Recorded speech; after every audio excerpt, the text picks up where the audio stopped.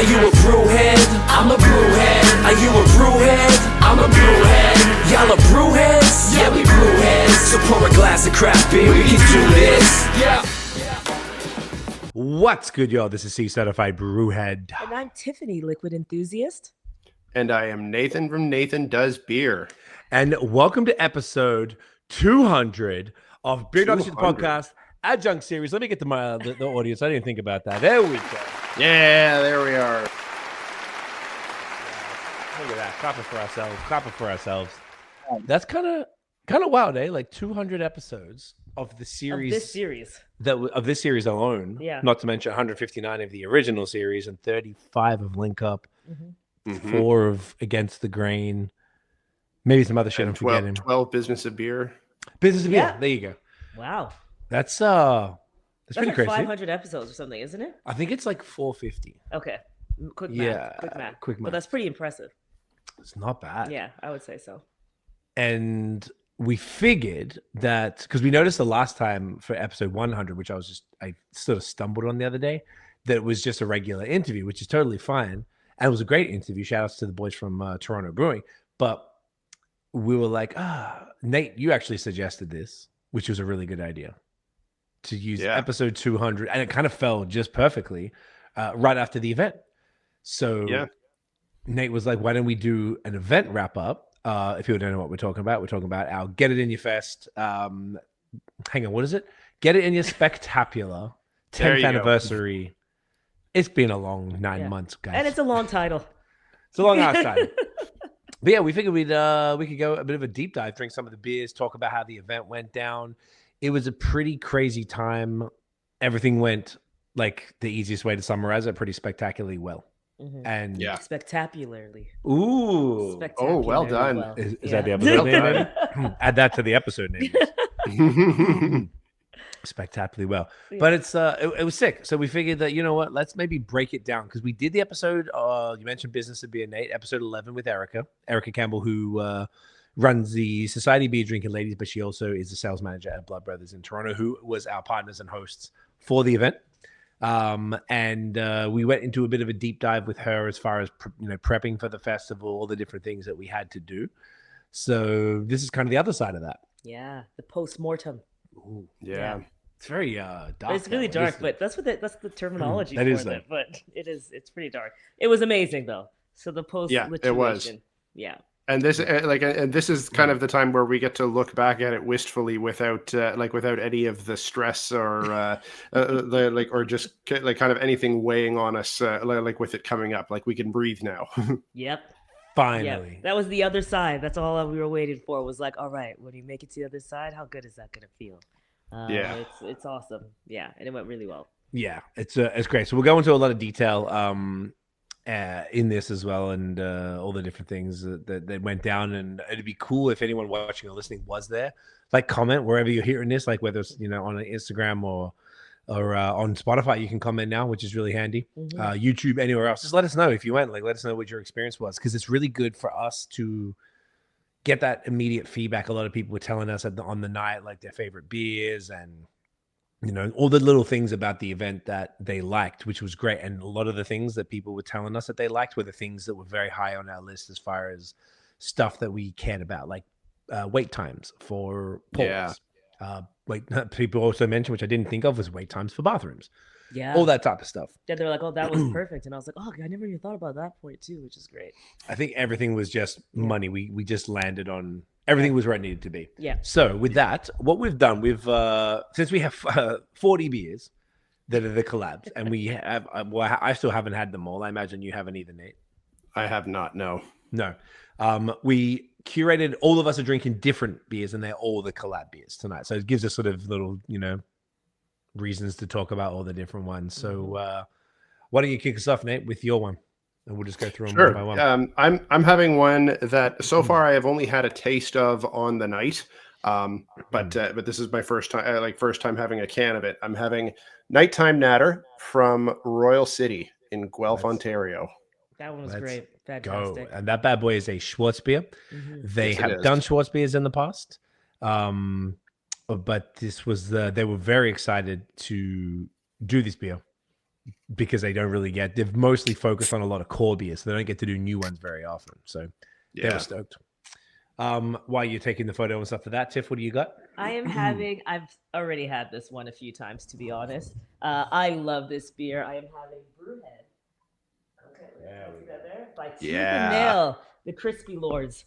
Really fantastic. Just an awesome beer. And I heard a lot of people really liked it at the event too, according to what they've told me. So that's what they told me. A crowd pleaser. That one is like, I think one of my favorites of the ones that I've tasted so far. It's so fucking Hands good. down. Yeah. Like it's a special beer.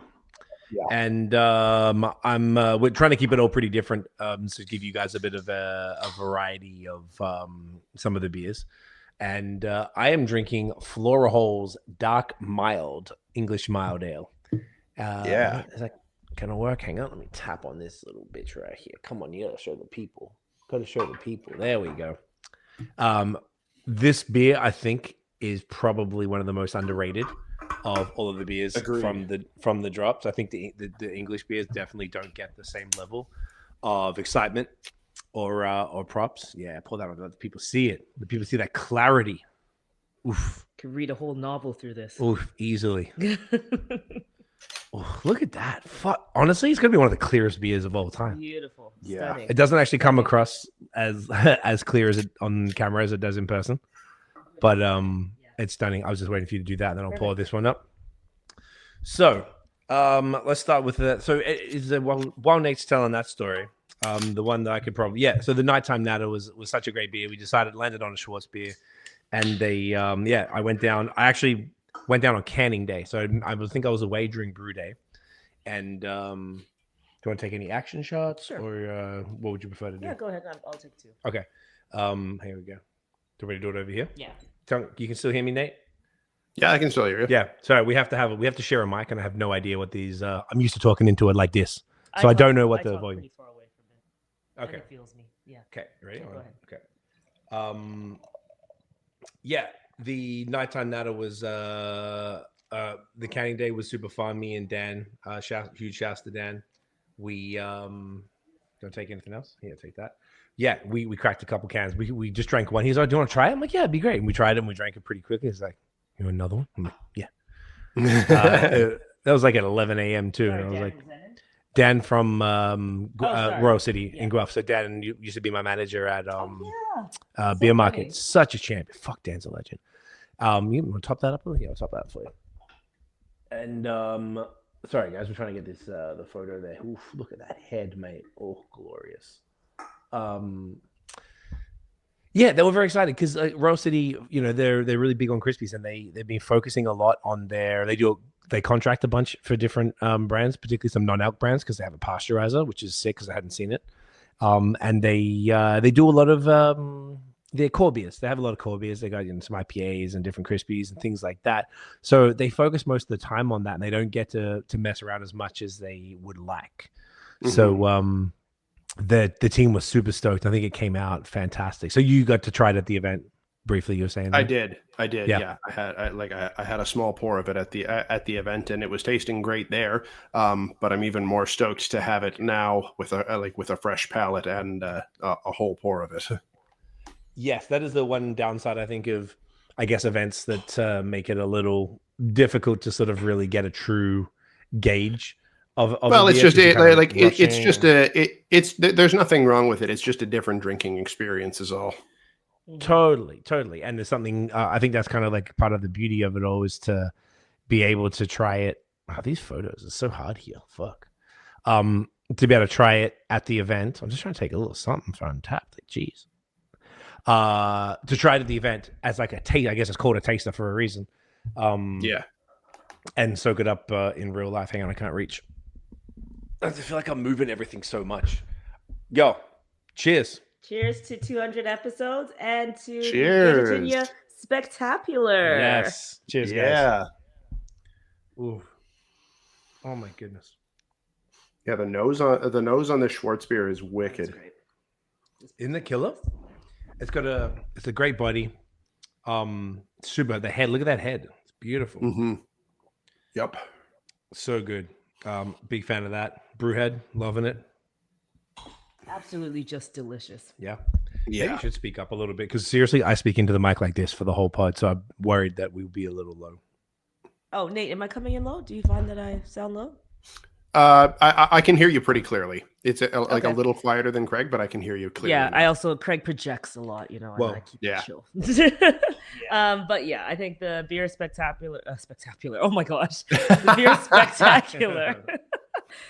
Tooth and Nail is awesome. Always love a pilsner, and I think I would also, maybe you all can describe to me what is the difference here with like a Kiwi style pilsner or a New Zealand pilsner? Like that's just the hops, or is there any other thing in the process that makes it different? Yeah, it is specifically the hops that Okay, sweet. like that are making it New Zealand style. Okay, Because it's this was delicious. this was done with Pacifica and Rawaka and dry hopped with Rawaka, which Okay. which is just bananas. I've seen Pacifica used used a few times in hazies before, and I don't feel like it super works. It's a bit like the profile of it is a bit weird. Like something tastes a bit off with it to me, but like this is how I think it's meant to be used. Like I've never had Pacifica come off better than this. Awesome. Okay, good. Well, yeah, don't know if I've had anything else, but it's fantastic here. It's just Yeah. like super refreshing. There's a little bit of like sweetness, like a very touch of sweetness in there that I really like, but not too much. Hmm. And yeah, it's just great. Mouth feels fantastic. I love it. Yeah. Yep. Their whole thing. What's Sorry. What was that, Craig? I would say, what's the base? Like, was it a pilsner? I just got like, sorry, was it just like German pilsner, Czech pilsner base? Do you remember? I believe it's a German Pils base. But don't quote me on that. I don't 100% remember. As I was talking to Connor about it, who's one of the assistant brewers, he was telling me that like their whole thing with because they don't dry hop lagers very often at Tooth and Nail. They don't like to because it can very much blur the line between like lager and pale ale. And that's kind of something that they really try to avoid when they're if they're on the few occasions that they dry hop lagers. So this was kind of a fine balancing act with that, and I think which is hard to pull off, especially with a bold hop like Rawaka. But being as refined as they are, I think they pulled it off beautifully. Refined is right. Yeah. Yeah. Yeah, big time. It's fun. It's such a good beer. At the event, one of the volunteers, Skylar, was telling me, I was like, "Yo, how's it all going? Like, what's the vibes?" He's like, "BrewHead is just fucking flying." I remember I had to go and get the extra case and bring out the extra case of it. He thought it was the most ordered, so that was his guess. Was the like obviously I don't know if we have like numbers or whatever, but he thought that was the most popular beer, which is not entirely surprising. I would have thought at a beer festival, maybe some of the haze would have gone down, but I think that people like you want to balance stuff out. You want to, have some big stuff, have some lighter stuff.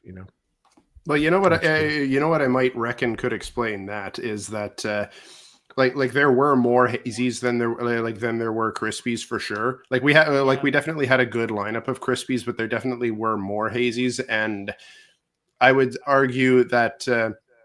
With some exceptions, there is fewer standouts generally in life among hazies, whereas Crispies, when one is really really good, it's going to stand out even further from the pack. And I think I think that might just be the and it's not to be talking shade about any of the other Crispies on the list because they were all very very good, but I think that.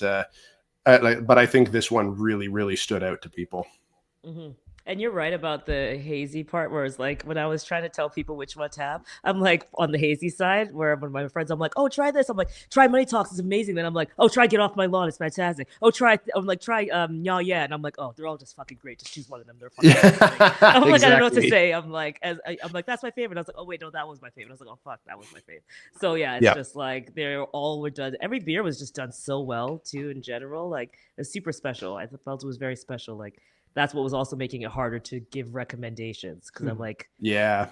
there's so many beers and I don't know. I can't.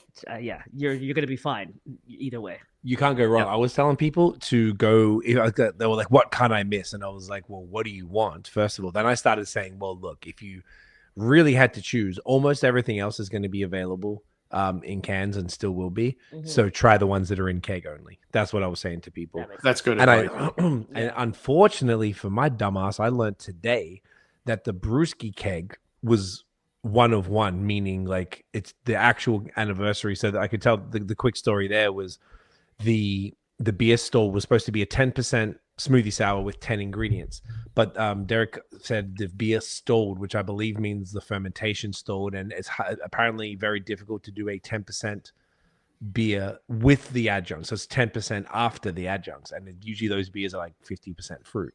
So imagine what the original beer would have been, and it was fucking up. So then Derek was like, I can do a 5.2 version. I just thought that meant that that's what the beer was going to be. So I was like, yep, that's better. So we sent one small one-way keg of it that they made just for the event. But I thought it was the same batch. And he told me today that the batch that's coming out, well, next week, as of recording, it's going to be 8%. I'm like, fuck. It means I didn't, because all I tried at the event, the ones I was super keen on, were the Godspeed Lager Blend, which was just one keg, the Kanawaki and Found Imperial Coffee Stout. Yeah. Yep. Beans and Bickies, one keg, and the Sir John, which is the barrel blend on Wa Sessa, or Wa Ben Sessa. So I learned that today, and I was kind of pissed. So I know that there's still some left from that, so I've got to find out with Erica what they're doing with it, because you need that. I need that, because sorry, I'm gonna have to put. This is so awkward. Fuck. Oh, you want to put it on my side? 'Cause Everything. I'm just not gonna care that much. You can put it on my side. Yeah. Okay. There's so many cables. We have a lot going on here, and we just shot another piece of content before this. We can also do it like how Shits and Gigs does it, and it's like just Okay, here. so fucking what? I see it. I spilled beer on the computer the other. Yeah. Oh yeah, I remember. I heard the screams. I'm paranoid. Sorry, guys. But yeah, this is how Shits and Gigs does it, and I Okay, think that's a bit fine. better. Look at that, and then you don't have There you to go. touch Because it. I'm moving And it you're again. good. Yeah. There you go. Hang on, back here. Just trying to get it right. We found out just now. Every single time we've recorded with two mics in this on the pod, one of the mics didn't work, and we didn't know until. It's actually great having you here, Nate, because you can hear, so we didn't know. Like we found out. At Right. the end. Yeah. Yeah, so we were doing it, and sometimes the mic wasn't connected, and it was picking up from the Mac speaker. But there's other times where we did a pod here recently, and we didn't realize that the second mic didn't work at all. And we did a 2-hour pod. We had to record it twice. Yeah, because we didn't know. Shit. I think it's just the software doesn't pick up like two mics from through the same thing. I don't really understand why. Yeah, but whatever. So yes, and then the Flora Hole Dark Mild. Any story? This is fantastic. It's 3.8%.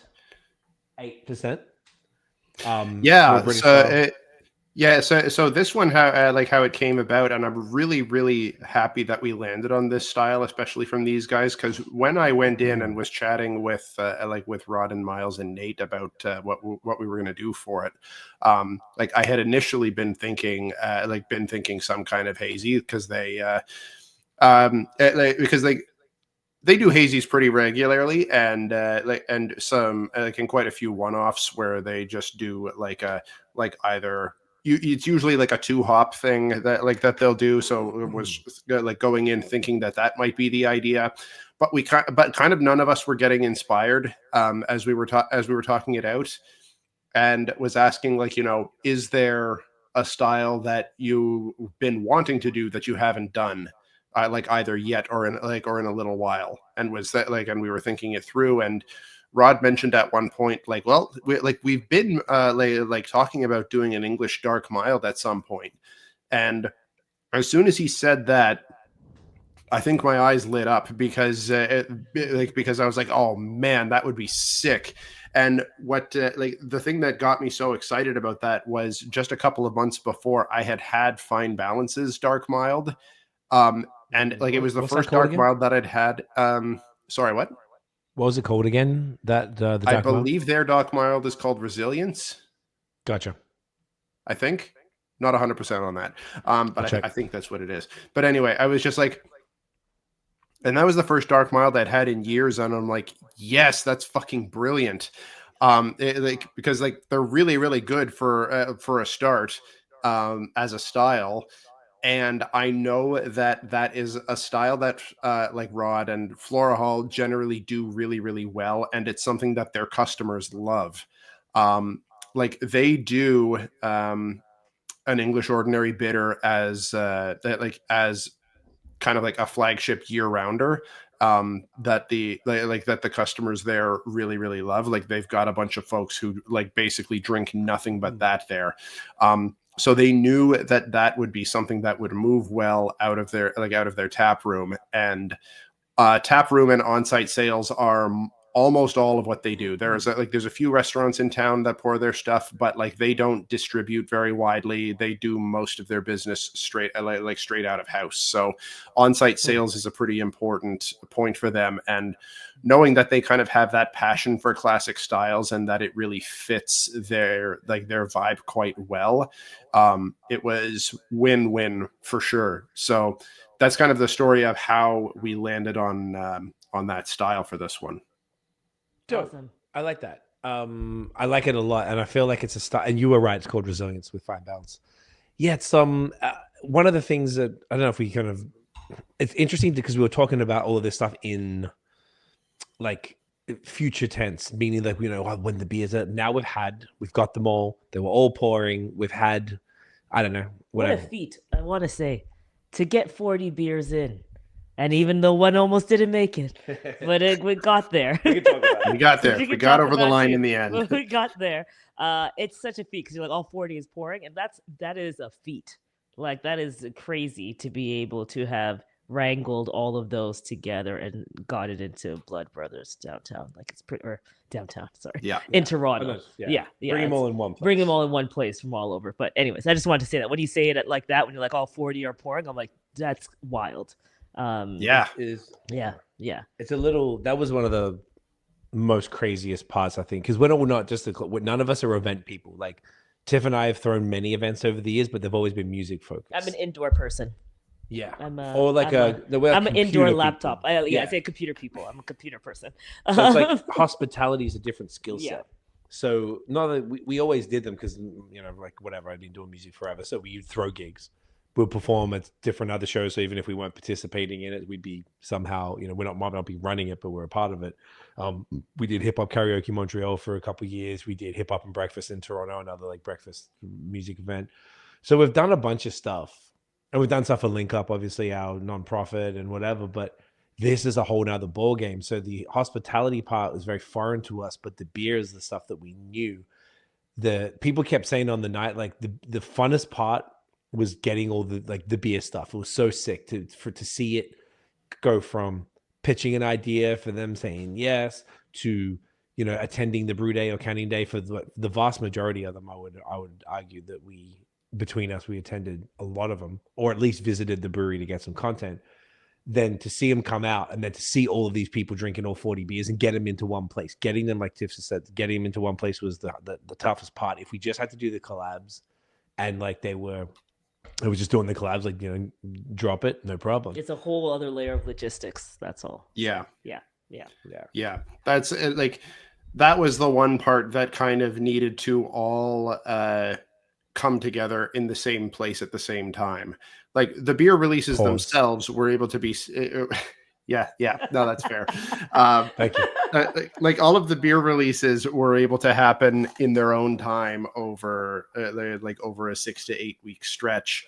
And that was like that part of the scheduling was able to be more chill, but they did still have to all end up in the same place at the same time, which in the last couple of weeks took some wrangling and a bit of sweat and stress to make happen.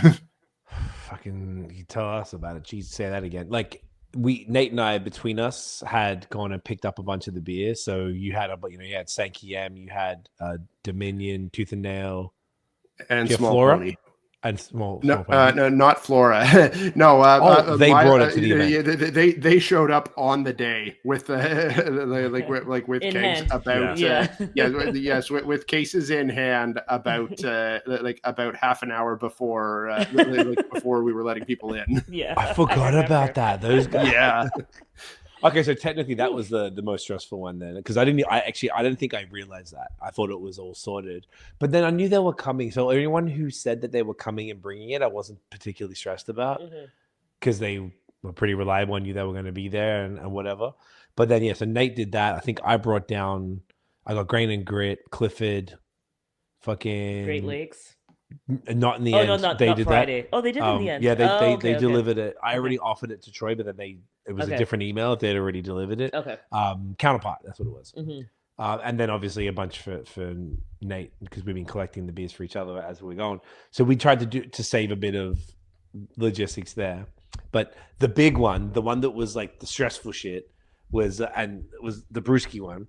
So because of the beer stalling, it pushed it back. Then the courier didn't come on Thursday. The party was on Saturday. The courier didn't come on Thursday to pick it up.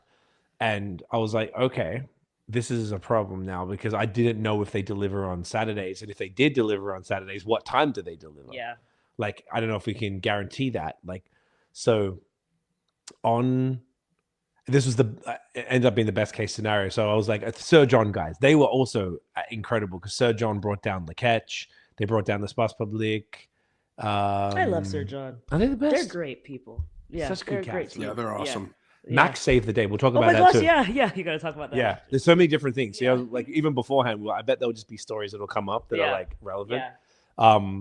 So John brought. I think they brought something up. What else did they bring down? There was another Quebec one they brought down. It's escaping me. No, they brought Kanawaki as well, didn't they? Kanawaki. Yes, I think they did. Yes, correct. Yeah. So the Brewski keg, I was like, all right, Guillaume. So there's Guillaume and Derek from Brewski. I was like, Guillaume, can you potentially get to Sir John? It's like an hour away from Montreal. And he's like, I can't do that Friday. I'm like, fuck. I'm like, all right, what else is happening? The boys from Noctem, JM and Yan, are coming down. And Noctem is in Quebec City. And I mapped it to Toronto. And it goes just outside of Montreal as you come past. I wasn't sure if it went through the island. So I guess because coming that way, you usually take the 30 and kind of dip around the island. Correct. So I was like, okay, well, if they don't fuck around and it's like in and out, I could see if they could just quickly pop in. So this was like Thursday night at like, I don't know, 10 o'clock or something. Once we realized we're on the call with Erica, no? We're on the call with Erica. And I'm like, all this was happening all live at the same time. Like after the volunteer? No.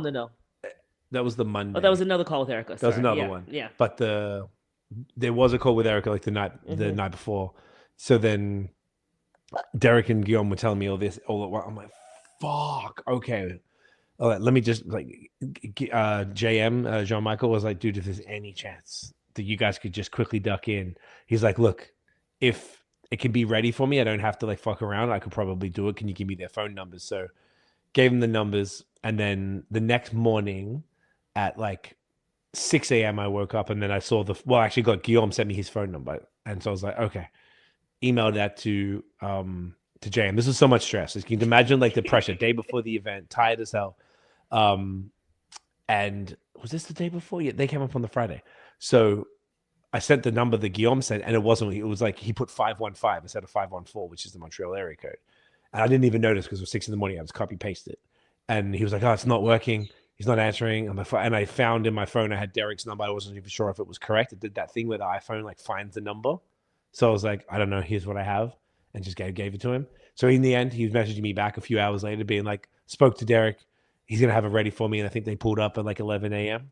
Must have just got it. It was already in the box. It was in the box labeled with Blood Brothers and everything because it was supposed to, be shipped. And then they brought it down. So that was like, and then we met them there. I think it was just before you came by, Nate, because I went down, dropped the stuff off, and then met you at Blood Brothers. But yeah, the Noctem boys like saved the festival with shout out Noctem. Yeah, good huge guys. shout out. Yeah. So that was craft brewery collaboration. Isn't that beautiful though? Like I love that so much. Even just like Sir John bringing down all the beers, like things like that are just so cool. Where it's like, hey, like let's not make everyone stressed. That's also I think what helps the execution of being able to do 40 is that it wasn't 40 individuals shipping beer to Toronto. it's everybody rallying together and picking up and doing all these location shares and all that stuff too. Yeah. Yeah, because some of them dropped like really close to the event, so they couldn't have shipped it earlier. And we'll try. Obviously, you want to avoid, all of this is expensive. So they're not cheap beers that we did for the most part. Like everything's kind of balls to the wall. So on top of that, there must have been at least 10 that dropped in that last week, and probably half of those in the last 2 days. It was like 4 social posts per day. So I feel there was like one day with 7 posts. Yeah, there was one day that was 7 posts. I was like, oh my God. God. And that was like the Thursday or something like that. Yeah. The Thursday or the Friday. So maybe it must have been more like 15 or 18 in that last week. And I think a lot of people and a ton in the last 2 days on the Thursday and Friday. Yep. I think a lot of people intentionally waited to the last week so the beer was fresh, which I love, but I didn't really think about the implication of that, which is logistics. Yeah. So it all worked out good, and I hadn't thought of it like that. That it's the beauty of the craft beer community that know each other, that like support each other, are able to help to bring it down. So that was like the hardest part. Like pulling that off was definitely the one. Just getting the collabs done was pretty wild that it even happened. And look, in reality, we had 45, and about 5 of them had to. Well, I guess we have 45, and then maybe 6 ended up not, because it was 39 breweries with 40 beers, because Laketch did a split batch with 2 beers. So we had a few, and a bunch of those are going to be doing collabs later in the year, which is super fun. But it was, man, that was the craziest thing. But I'm really glad, because I don't know, I got a bit of a problem where I'm like, if I say something, like it has to happen. Like it just fucking has to happen, or I'm going to lose my shit. So my stubbornness definitely helped, I think, get some of these ones, because I think Brewski almost wouldn't have. I didn't think I might not have, because a lot of it, we didn't even have a call. We would just talk about it over chat, email and Facebook, because Quebec folks, which you talked about here, love Facebook, so everyone's on Facebook, which is very funny. But yeah, like I feel like maybe we didn't express exactly the importance of it all to them and stuff. So I feel like it's obviously not their fault. I think they were also, their anniversaries this weekend, so they were thinking of like coordinating, and maybe and there's so much happening all the time. It's hard for us to keep on top of it all. So May is a big month too, I noticed, because there was also all these anniversaries that were happening too at the same time. And I felt like that was and something about May. Month, huh? Yeah, seriously, there's something about May, but that also helped for fun things like Third Moon's anniversary, and then you get to be part of that. Sankiem was that was part of Sankiem. Oh, it was a week before, But we were part of Third Moon's, and we were part of the SpecTAPular drop with all my friends. Yes, which was cool. So there was like other things we got to be a part of, which was super cool too. Yeah, but makes it more busy as well. Was it? Oh, and we're also part of that Pilsner event with the BrewHead. For 2 years now, right? Pills and Thrills. Yeah. So that's 3 different things. Was there any others? And we were part of some Brewski's anniversary. No, but whose 5th anniversary? That was Third Moon. You already said that, right? Yeah, there might have been. There might have been another. Oh, Kanawake. Oh no, you guys had another collab with Kanawake at the same time. Yeah, correct. Yeah. That was also with Vox and Hops and Beerism as well, which is something that we did last year as well. So maybe that's like a bit of a fun anniversary special. Yeah. So that was in April. That was 420 as well, which was just kind of like good timing to have additional product out that didn't even have anything to do with it. Like, fuck, it has been a lot, dude. It has been so much stuff. It is so crazy. I'm so tired. It's been like so exhausting. And on top of that, I feel like, once again, if we just did, because this, do you know what it is? It's like, that's what I'm saying. I'm a stubborn prick, and if we say it's going to happen, like that Brewski beer not being there was not acceptable. Like that had to be there. So like I had to figure out what the fuck it was. Like I didn't have time to drive to Montreal myself, or I would have. Yeah. Or like got a task rabbit or some shit. I was thinking, at the worst case, then you just have to pay for the Uber courier, or you have to pay Richard or something, or pay one of our friends to come, like pick it up and come. That would have been the last thing. You know those rideshare things where you like can get like, if you want to go Uber does it. Well, they do that, but I mean, but Uber would from Montreal to here would probably be $5,000. But I'm talking about those ones. I don't remember the name of them, but if you were like on a budget and you wanted to go from Montreal to Ottawa, you could pay $15 and you share the back seat of the car. To be honest, though, I feel like someone's like, "I'll just drink it." Oh, sorry. How are they going to tap a keg? And you don't tell them it's a keg. You go, "Hey, can you pick up a box?" A box, yeah, that's true. It's a very heavy box, but it's a box. It was a fucking heavy box. Yeah. It would have So- happened no matter what. Yes. Yeah, that's what I'm saying. Is Yeah. like getting that there. I was like, no. We can't even have one missing. I would be so embarrassed. I wouldn't be able to handle it. We already had all the fucking signs printed and everything. So And like, especially with it being one of the Quebec breweries that is not accessible in Ontario, and like a particularly hype Quebec brewery too, So it would have true. been especially bad if theirs hadn't shown up. Yeah, people want brewski for sure. So yeah, Exactly. multiple people sucks. had Yeah, said that that. would have sucked. I don't know about to you, Nate, but multiple people had said it to me directly that they were most excited about Brewski. Yeah. So I also I saw one of I do forget her name. I apologize. This lady who was at the festival on Instagram posted like, hey, what was the wildest beer that you had? And she was talking about the Brewski beer, and everyone was commenting. A lot of people said, yeah, the Brewski beer was the craziest one. Right. So I feel like, yeah, that wouldn't have been optimal if that didn't go down. So it's very grateful that all the universe came together and all the pieces kind of like And and just for everyone who like kind of did a little extra to get their beer or someone else's beer there, thank you. seriously. Yes. Yeah. Thank you so 100%. much. It was kind of wild. So the beer stuff, we had a couple other beer stories. Okay, well maybe we'll talk about the other beer story when you crack, because your beer, Tiff, because you're doing 2, me and Nate are doing 3, because yours is a pretty big one, and there's some cool stories around that. The one that you're doing. Yeah. So we'll get to that then. All right, where else do we want to go with this? I guess we can start talking about the event, and there'll be things that'll come up, and we'll just keep going on. Yeah. Yeah, we'll have and stuff. tangents that we'll veer off on. Yeah. So shout out Erica. yes, Yeah. definitely listen to episode. None of this slays. would have happened without her. No, she slays. This is not a task any of us would have executed without her at all. Like, there's not even a No. question. So shout out Erica for sure. And yeah, she's on an episode. Episode 11 of the Business of Beer. Yeah, if you want someone to work on events, I don't even know if I'm allowed to say that. I don't know if she's a freelancer or if she's with Blood Brothers. I'm Maybe sure she's a if the checks, freelancer. right? Yeah, but she executed that, like all the things that no one thinks of if you're not an event person. Period. Like security, even thinking about just security, where things are meant to be, what Getting time water people come jugs in, for water rinsing. jugs, yeah, all of these things are completely like, you do the shit, so you know the shit. Yeah. Yeah, the menu's getting printed. Yeah. We got QR codes around the venue. Shout out Squarespace. That was a very simple yeah. process. It's very easy. But we yeah. Tiff made a little website with the menus on there that people could access. They got like little menus laminated and put around the space. Signage with like drink tickets, prices, food prices, like just all these little small things. And it was cool because I have to show you after, Nate, but I went back the day after and I took the signs, the menu. So I've actually tacked them to the wall. Because our basement needed more things in it. So, but it looks cool. It looks pretty sick, to be honest. I'll show you. I'll FaceTime you once we get off. I'll FaceTime you to actually show this. It's easier.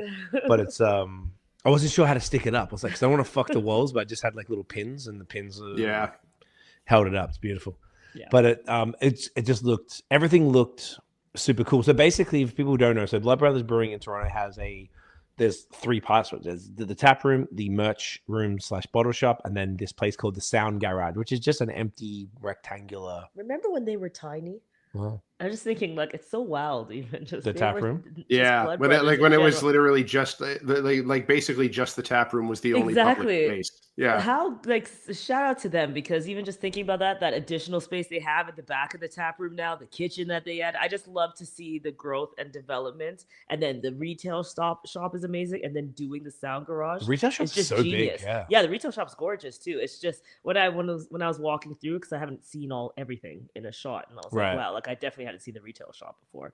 I was just like, oh, love this for y'all. So yeah, it was very cool to see. But anyway, sorry, yes, continue the layout. No, yeah, it's very good. It's cool. If Yeah. you hadn't been to, I saw it because I went out with the Batch Boys in December. So I hadn't seen it either in a hot minute. And I was like, hey, yo. Yeah, it's awesome. So the Sound Garage is just an empty space. They kind of don't even really block it off that much from the bottle shop. But obviously when No, there's it's more events on, really they just do. curtained off.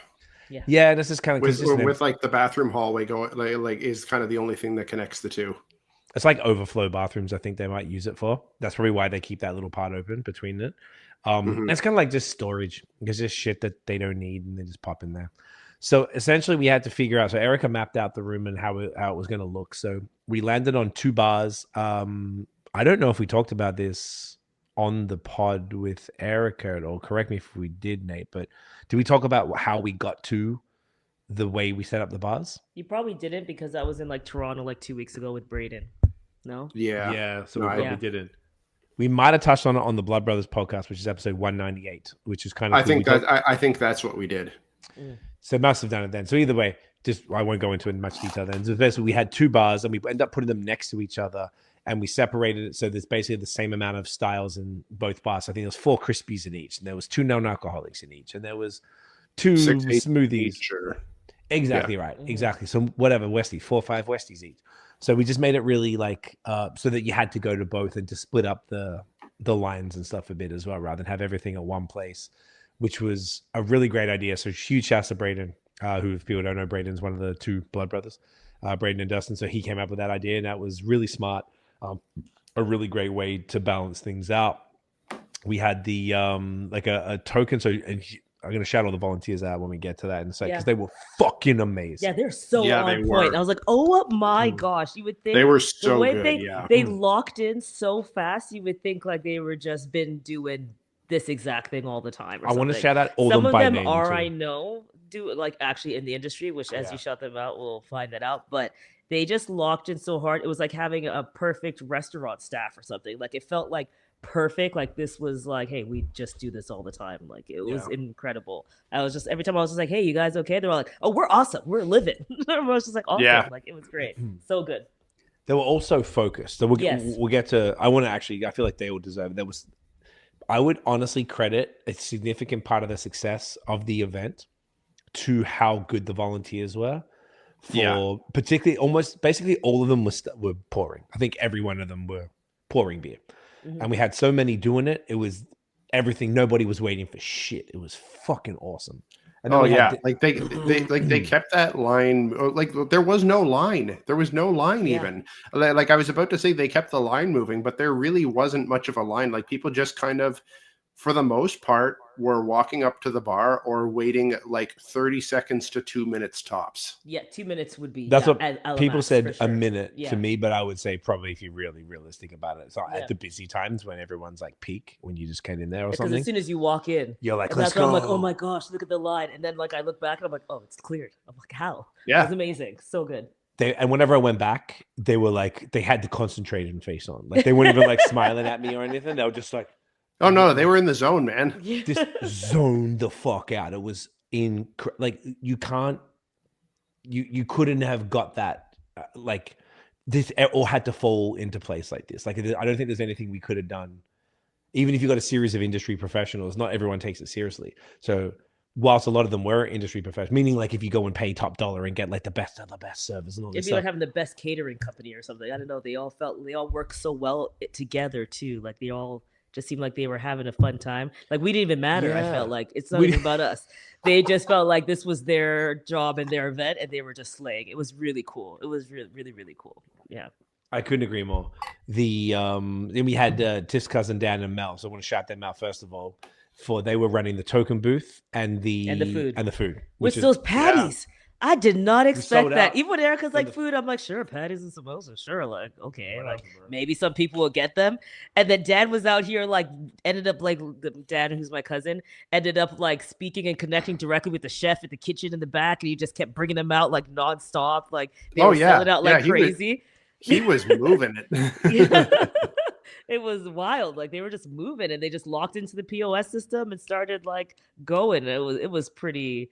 Again, it felt like they ran a little shop too. Like it felt like everyone was running their own station, like their own small business individually. It was very cool. Tell very, them your very anecdote cool. about Dan when people were leaving. Oh no, it's just very funny at the end of each session, especially at the first one where I was paying more attention to at the end, because we're like, oh, okay, guys, you got to move out, and everyone's like, all right, Dan, all right, bye, and they were like you know, like giving him props as they walk out, and he's like, all right, you heading out? Like it was just very funny, and even like when I was standing, like if I ever went to cover his station and stuff like that, like he'd be like, you're back already? Like the way he was talking to people was just so funny. Like I could tell, and I guess I was like, oh, you're like he's the dealer in the end. They're very happy with him. Sorry, I don't know what to say it. He's the one giving you the token. So I think he just created this really great relationship, and everyone loved him because they just kept coming back to him. He gave them the tokens and they moved on. Do you know what I mean? That's hilarious. And I think they just loved him. But it was cool because he was just creating this like you're saying bye to him so much and like waving and stopping at the station before you leave. I thought it was just really, really cool that he did that. So, or that energy was happening. So it just felt like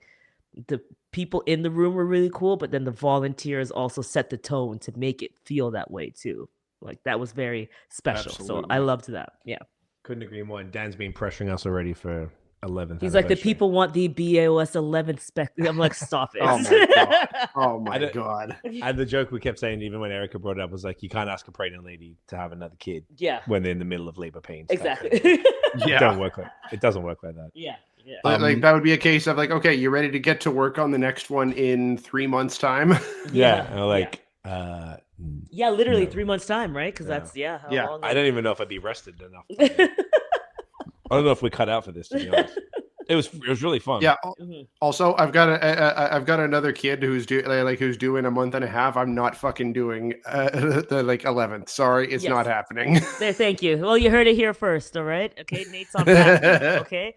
At first, I was like more open to it, and then after, because I was like, because I like opportunities, right? If people, this was an opportunity that Erica presented us. And I just moved towards yes, because she asked us last year. And last year I was really going hard on like moving towards yes for different opportunities that come up. And I kind of keep that energy still as well. And when she mentioned this one, I was like, before the event last week, I was like, ask me later. Like sell it to me. And she did have a good idea, which I like, which I won't go into. But I'm like, I think I don't have the temperament for events. I'm too high strung and too stressed by it all. The second session was way more chill, but the first session, it was just like when all the things were going wrong, and when that's it, very minor. Someone broke a glass and I couldn't find the guy who had the dustpan thing, and like the CO2's gone out. Where's the CO2? Oh, where's Erica? Oh, this beer is tapped. Fuck, gonna go find, all of those very, very, very, very minor things. But like, I don't know. I'm not built for you were visibly overwhelmed in the first session, like in the first hour of the first session. Big time. People were coming up to me and they're like, bro, look at this. How do you feel? I'm like, all I see is a field of problems. I just see what could go wrong. And I couldn't hide it. I'm not an act. I can't act. So I'm like, if I'm mad or frustrated, you're going to hear about it. So afterwards, the second session, I was like, I'm just tired now.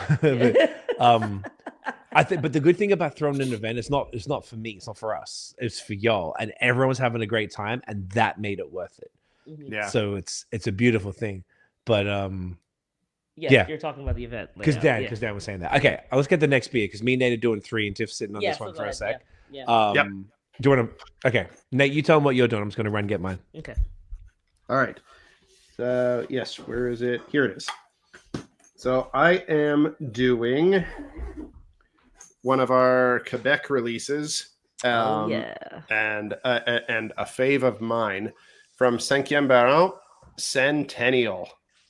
Also a fave of mine. Yeah. So this one is a fucking beaut. And also when we kind of got together to do the content for this one, that was a bit of a special moment because that was the first time that we'd all been together at 5e before. We'd all never been under that roof together, which is wild. How is that possible? I do know that I always say, and I think I tell Jacob that I'm always jealous because Nate's at 5e, like on the patio, especially in the summertime. You just be I don't know if you're going like after work or whatever, but you're just like on the patio hanging out. I'm like, what a good life or whatever on the weekends. And yes, so it was so cool for us to finally get to come together and chill out together. But I just can't believe that it took that long for us to all be on that patio. I'm sorry, in the brewery together. Like that's crazy. Yeah. And we need to do it in the summer though. Yes, we absolutely do need to do it. And maybe after you're a few months into the baby. Yeah, because it is a vibe. Yeah. Well, you know what we say that, but you saw that Jacob and Danielle were there with their 6 week old. Yeah, she was like 6 or 7 weeks. Yeah. Yeah, exactly. And she slept the entire way through, and was doing just fine. So, you know, This I might was be what? back there sooner than we think. She's such a sweetheart. She was so cute and Such a quiet cute and kid. adorable. And that was at Yeah. like 9 o'clock at night, 10 o'clock at night. Yeah. Yeah. During a Habs game. Oh, Oh, wait, Habs, some that's sports. Senators. Some Senators. sports. Sorry, Senators. Sorry, guys. Wow. Yeah, go Senators. Don't tell Jacob you said that. But it was so. I just want to say it was so beautiful to all hang out together. Like it was just really, really nice. Because like, yeah, Jacob and Danielle, you, Craig, and I it was just really cool. And we got Barrington. pizza, and Barrington was there. We got pizza. They have like these beautiful hors d'oeuvres going on, like that platter. Oh, that The Nate ordered. charcuterie. Yeah. Oh, that Yeah, was great. The charcuterie board. Yeah. Oh, yeah. Yeah, They're yeah. fantastic. Awesome. And you put me on to the stout and was it a blue? Yes, the stout and the aged cheddar is the Yes. dynamite combo. Ooh, combo. That's a beautiful combo. Which stout did you have? Yeah. It's the It was Lucid Lucid No. Lucid Dream with aged cheddar. It's money. beautiful. We got to do beer pairings more like that. That's like a link up Yeah. for the future. Yeah, But very yeah, fun. so cool. Tell us about the Centennial beer. Yes. So the beer itself. So a 7% West Coast IPA, hopped entirely with, you could probably guess, Centennial. It is like not quite it's not a clone. Like we're very careful to make that distinction that it's not meant to be a clone, but it's more an homage to kind of the classic old school American IPAs that that are hopped with 100% Centennial, of which there's a few notable ones. They are our favorite Canadian West Coast IPA brewery, and they do more of them than anyone that we know. So it just had to be one of those, and we were thinking that kind of doing it in the style of the classic American IPA with being 100% Centennial would be pretty dope, and they were really down for it, and the result was spectacular. Couldn't agree more. Yeah. They nailed it. It's such a brilliant beer. Yeah. Loved it. I tried it on tap for the first time at the brewery, which is great, and we got all of us in the beer photo, which is, and once again, never been in the same room, all 5 of us together. So it was very, very cool. I love it, and it's great out of the can as well. It's such a fantastic beer. Fuck. Yeah. We knew it would be.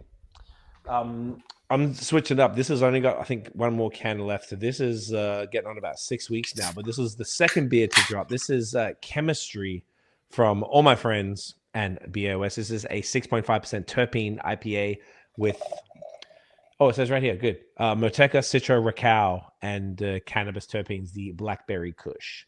And this was from their SpecTAPular 420 drop. And this beer, I would even say to this date, it's no one has tagged us in more posts than this one. I've Ooh, look at noticed. that. Yes. head. Oh my gosh, looks gorgeous. That's true.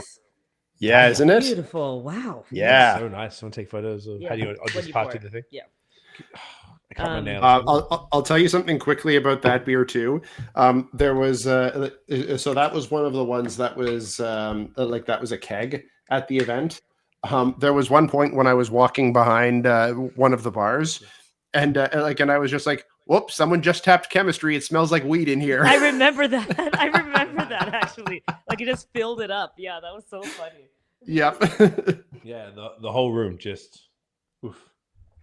I had it at Duran for the first time, and as he poured it from across the bar, I was just like, "Oh, there it is." And I thought, well, you know what? Because these terp beers, they obviously we've talked about it a million times. I'm a date code princess, but the terp beers are, I don't know. I feel like they're a little like They got legs on them. got legs. They're a little hotter. You could probably even give it a little pour in there. But yeah, this one. So I was really curious for the pod to try this again. Now that it's about 6 weeks, it's canned on April 14th. It says, and now we're recording this June 4th. So yeah, but Something that's already pretty promising. I was watching that pour as you were doing it, and that is still quite bright murky. and milky. Like that, appearance wise, that has not fallen off at all. No, and I also exactly right. And I was also thinking, and this doesn't have all of the yeast from the bottom of the can in it yet either. I was thinking that the terpenes and everything, it kind of ran pretty hot, like in the beginning. So I was kind of thinking that, yeah, there you go. Yeah, get that fucking yeast murk in there. Fuck yeah. I was kind of thinking that perhaps it might have like just toned down a little bit. So for those who probably maybe don't like it quite as hot, it could have like mellowed. So I guess I'll see shortly. But this was a killer beer, and it went down.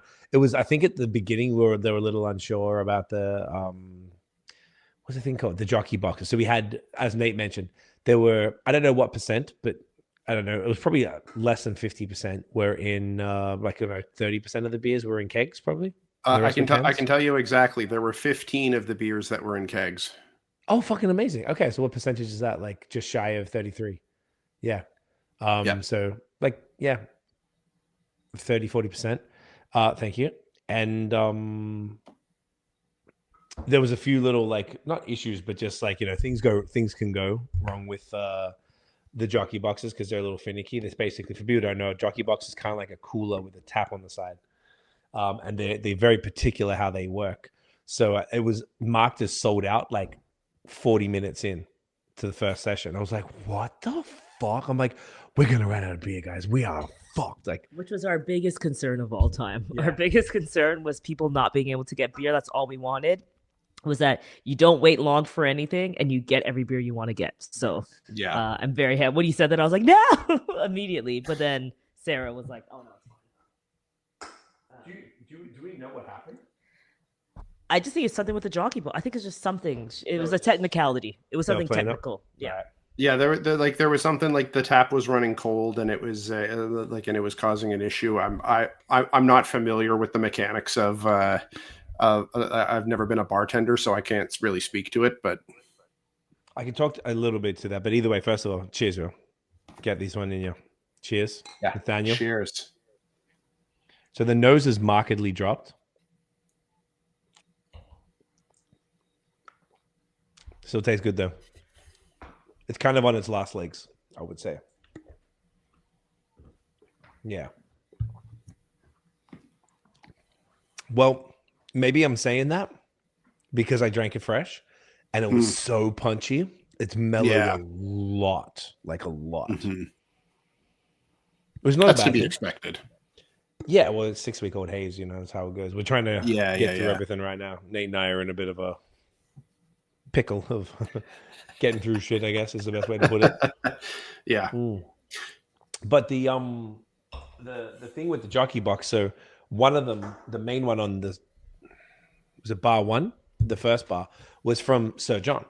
And the dudes from Sir John were there. And I swear to God, like I was saying, the other, like Noctem saved the day, Max from Sir John saved the day as well, man. Like because they brought it, he was basically working the whole time. He was like, there's not enough water in it. There's ice in there, but apparently ice doesn't cool the lines enough. You need to have the water because the ice only touches little parts of it. You need the whole thing covered. So you need water. So he had my brother and our friend Mike, who came in with my brother, were just like with pitchers of water and just having 2 sinks filling it up and just running the pitchers to just fill it up. And Max was adjusting flow level. He was saying, yeah, like as it gets colder or something, some of the beers, like people would, like it was pouring too fast, so you have to adjust it. And he was telling me all of this stuff that I didn't really understand. But if it wasn't for him doing that, we would have been in some trouble. Like then there would have been a bunch of beers that like didn't pour, which would have been fucked up. Yeah, that would have been bad. It's again one of those things of like contributions from so many people that are easy to miss because everything went from all appearances went really, really well. But like if even one of those people was not being really, really on it, like more things could have gone wrong. Quite a few things could have gone wrong. I couldn't agree more. It's we're super fortunate from what I understand of, and even from running events in the past, like, some shit can go down at any time, like any sort of thing, or people could be unhappy. But if it wasn't for all those little things, the volunteers killing it, even just pulling it back a bit, like the breweries delivering exceptional beer across the board, like none, like you can all have your favorites and we all have our favorites for different things, but like nobody slacked. There wasn't anything that I think anybody disliked. There were things that people liked more than others and got super excited about, but people were just like, I feel like I got stopped all night. I reckon at least the amount of times someone had met, I feel like almost every beer got a mention, meaning that Yeah. someone was like, oh my God, like, you know, shouts to Caitlin and Tim from Town. I hadn't met Tim. Caitlin works for Town. Her husband I've been talking to for years. Hadn't met him in person. So it was so nice. Oh, to it meet was him. so great to see as them soon as I saw there. him, I was like, oh my gosh, you're famous. So I was like, Craig loves you. He's loved you for years. I can't believe, like, this is the Yeah. time, finally. So Yeah. huge shouts to Timbo. He's the fucking man. He's been like hooking me up with beers for years. So seeing him, and Caitlin was like, Moggy from Noctem, just, I can't believe it. It's fucking amazing. And Yeah, then, she was wild for that one. Yeah, and I was like, well, the Noctem guys are here. If you want to say hi to them, I can connect with them because they're amazing dudes. Their beers are incredible. And Tim was gassed over something. I think the brewski one, if I'm not mistaken. There might have been something else, but like I feel like throughout the night, people were like, oh my God, this, fuck, I don't know. The BrewHead one, multiple people like raved about. Fucking like people kept having like the Counterpart of Badlands and like Mortalis and Celestial. Like people had mentioned, almost all the beers got a mention. I was like, Yeah, that's pretty cool, man. That like all of the beers were so well executed that there was somebody's favorite because enough people tried all the beers. I just thought that was just such a cool, like, that's really great. That's such a testament to the brewers that obviously we've expressed, you know, immense gratitude for them just being down, delivering on time, you know, working with us, hearing our stupid ideas and often doing it. Fuck, I didn't have Chester Bar. folks were really jazzed for the Celestial and and Mortalis. They were pretty stoked for that. Like with good reason. Like this is special shit that you can't that you can't get here normally, you know.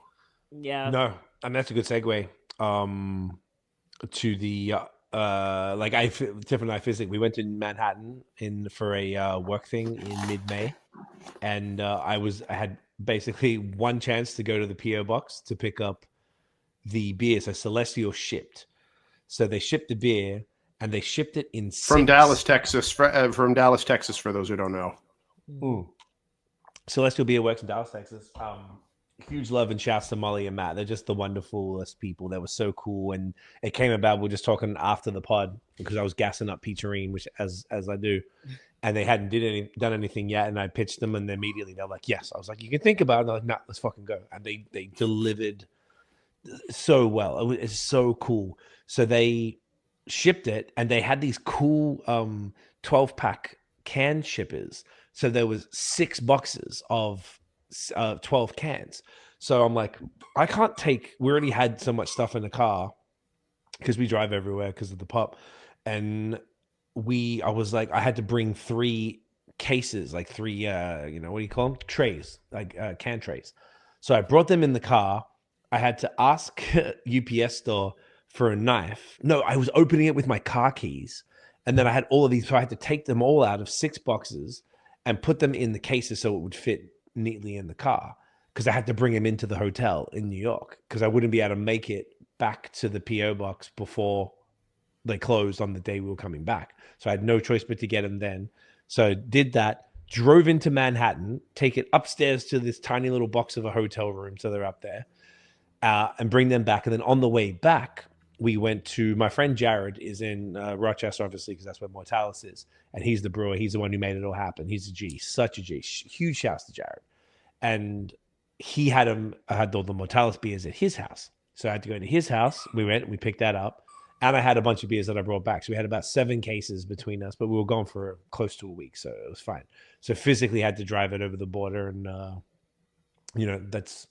that's pretty intense level of lugging. Oliver, like someone we worked with, because we had like cool people from like we used to work with, old friends, all this stuff come through, which was amazing.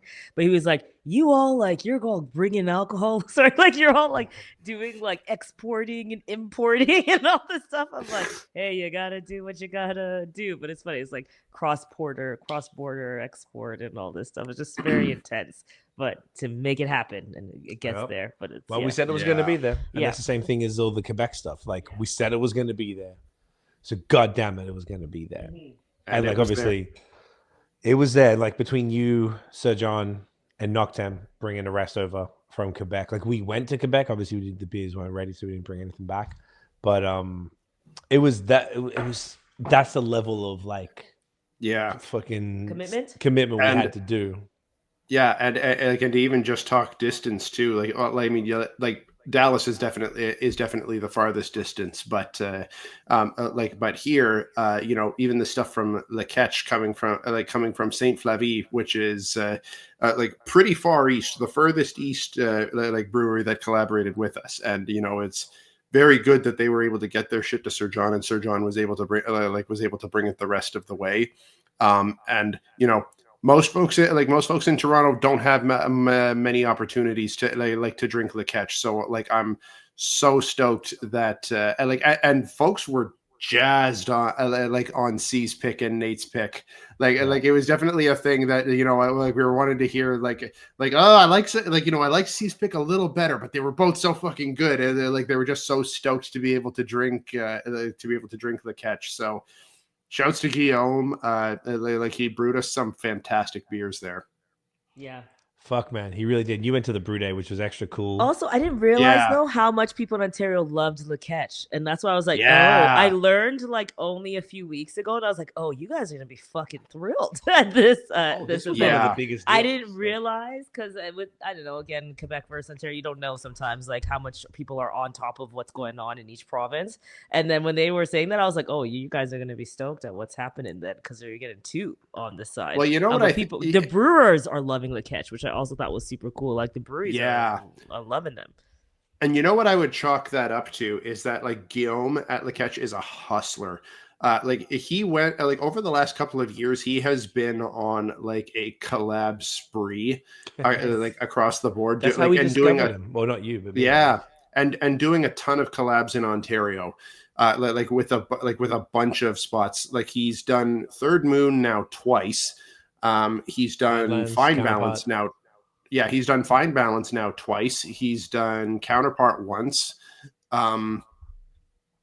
That's how I found out about. Oh yeah, yes, Oh, yes. yeah? Badlands. He's done twice as well. That's exactly what and that's what turned us on to him. So folks have been seeing the name Le Catch, and I think I've been getting fucking amped up about it for exactly that reason. It's such a great point. And that was, and even just the fact that so we had a few really fun things that people did to make this sick. So the fact that he split a batch and allowed us to choose the hops made it a thing. Now you couldn't try Nate's pick without trying C's pick. You wanted to try both, whichever one you like best. So I had them side by side as well for the first time because I'd had them night after night, and I couldn't particularly. I think it might have been the environment. It's really hard to even remember, sort of thing. But they were both fucking phenomenal. But I like that people had an opinion. That's the point, is that you try them both and you have a fun opinion. Yo, this is sick. That was such a cool thing. Doing that, or Bigfoot. Shouts to Andrew. We did the white black filter nitro stout, oatmeal stout with the found coffee beans, which we should bring up shortly just to show you all that. We'll talk about that. But then he did it 3 ways. He did a cask that released on the Thursday. So I went in on the Friday before meeting you to try the cask. Then he did a nitro version, which he brought to the event, which was great. And then he did a canned version that you can buy and take to go. So I tried all three back to back, and it was just super fun. So it was all right, you come to the event, you try the nitro. It was the only nitro beer at the event, which was super sick. And he brought a special nitro jockey box just for it, which was extra cool of him to do that. And then we got to try it. Yeah, people can now go to the brewery and they can go try the canned version. The cask was obviously tapped, but the canned version, I just thought that was so creative. This is what I thought people were doing, man. I just people got really creative and did things that if we're going to do something like this, we have to do shit outside of the box, or what's the point? Otherwise it's just going to fall into the same old things. For brewers to want to get involved in what we're doing, we want it to be fun and something different, and so do they equally. So it's, and then so do the drinkers. So to have something like what we did with the Cats, what we did with Bigfoot, even Godspeed making something happen last minute, week of a nice blend, a lager blend of 2 different things that they did specifically for us. 1 keg. If there's some left, because I missed the brewski one that I was talking about because I didn't realize. Yeah. And then you just said now that you missed the Godspeed one.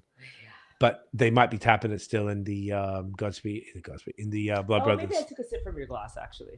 Okay. Yeah.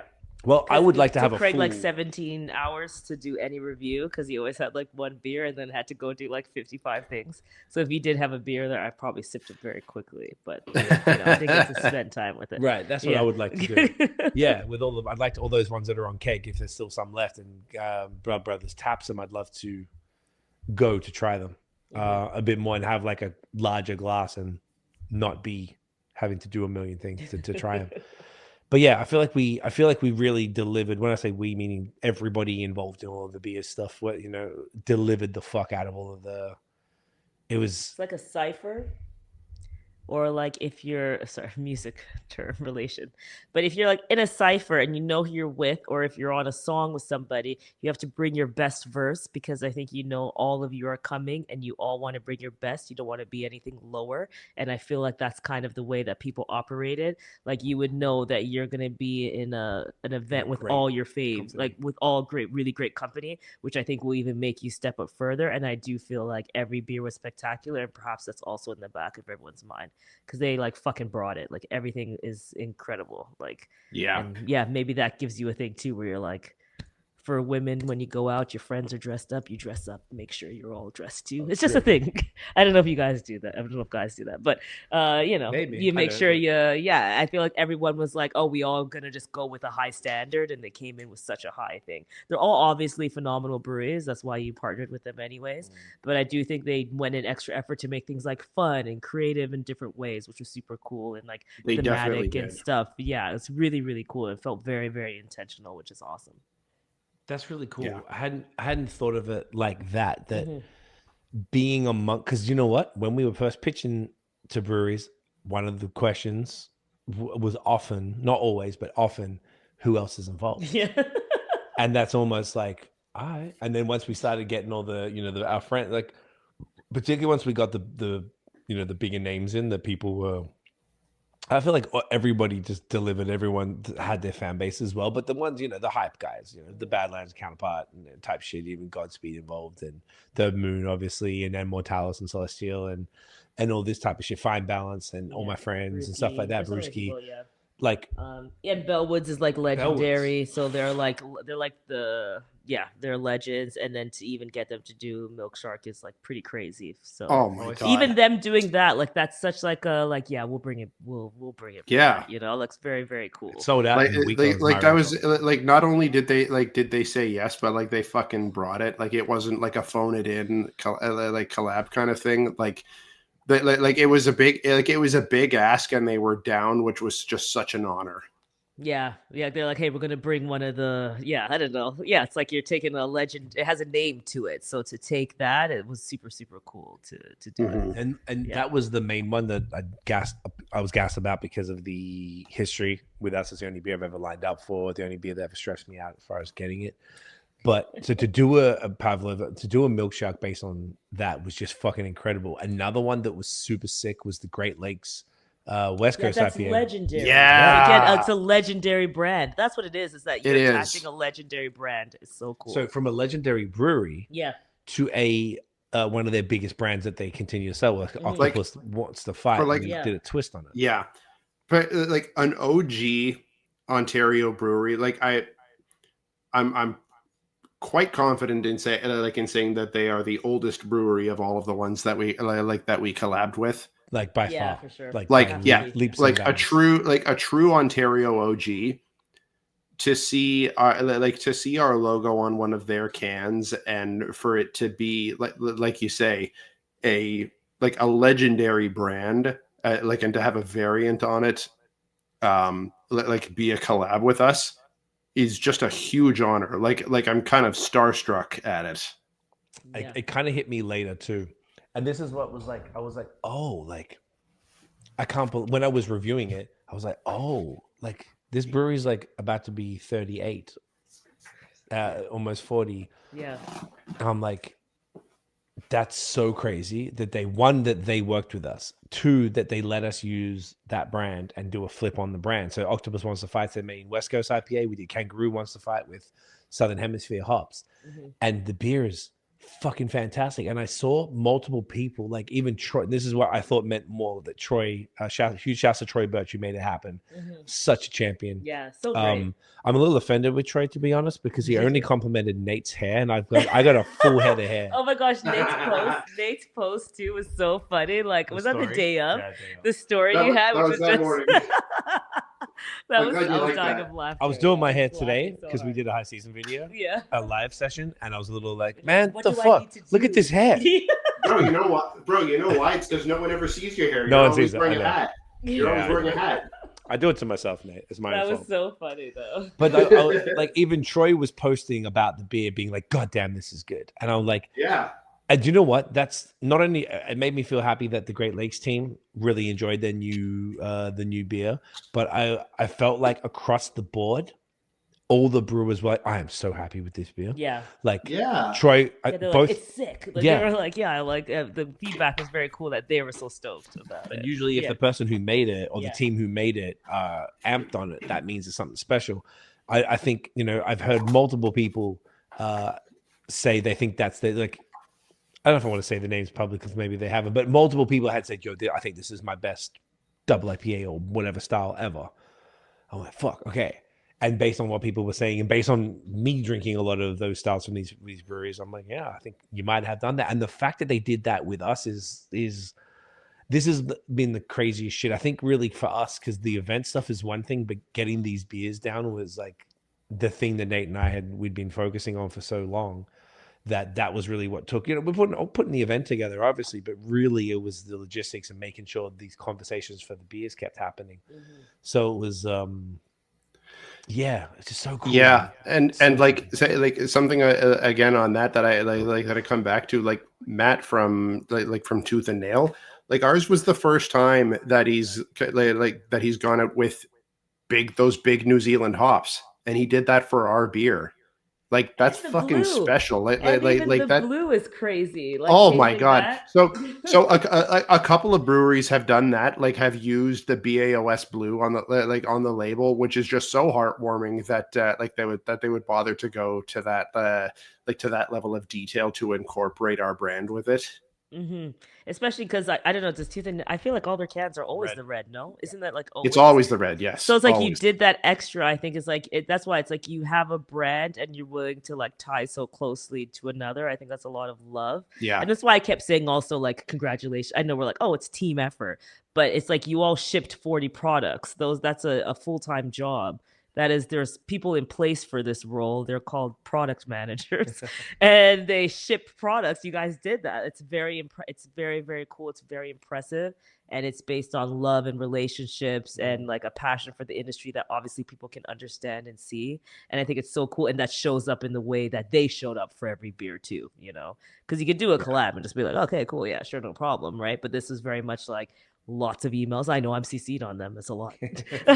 So there are a lot of emails, a lot of back and forth, taking time out, going to the breweries, covering them, all that stuff. And then also them just showing up so fully and being super excited about it, I think is incredible. That's why I just kept saying congratulations, because it's a lot. It's a lot. It's a full. It was. The response was so heartwarming. Yeah. Oh my god. Yeah. It's you could see that everyone could feel how much work and effort was put into it, and that's why they enjoyed it so much. Because it wasn't even like, hey, here's 40 beers and we just brought 40 beers even. Do you know what I mean? Like this was like we concepted and collaborated and did this and brought them through, and all the brewers come from Ottawa. Even just thinking, like seeing Matt there, I'm like, oh my gosh, you came down, oh my gosh, for this. Yeah. Or like the Quebec guys, I'm like, geez, you guys are here, that's sick. Like it's it's a lot of time investment. Yes, like Matt was there from Ottawa. Rod and Miles and Nate were there. From Ottawa. Sean was there from Small Pony. Yeah, the whole team from Jam and Jan, all the folks who Sir came John. down from Quebec. Andrew came down from Kingston. Yeah, like this is investment that you're putting. It's your time. You already did all the time on the beer, and then on top of it, you come down. It's so cool. Yeah, and you struck on such a good point there, Tiff. Was that, and I think this is one of the things that got all of the attendees so fucking excited to be there. Like, not only just to bother coming, but and also while they were there, was that the thing that that I think made this festival different was that all of these beers were made for this event and this event alone.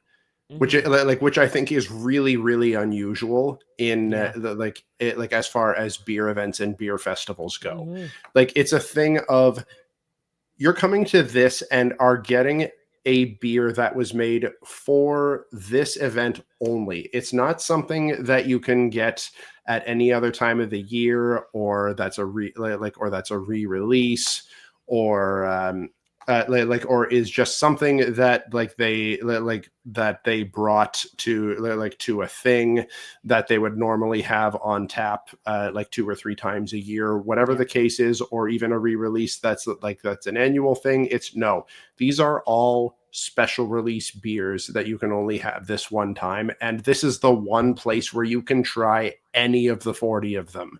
There is something so unique about that, especially right now, and I think folks were fucking stoked for that.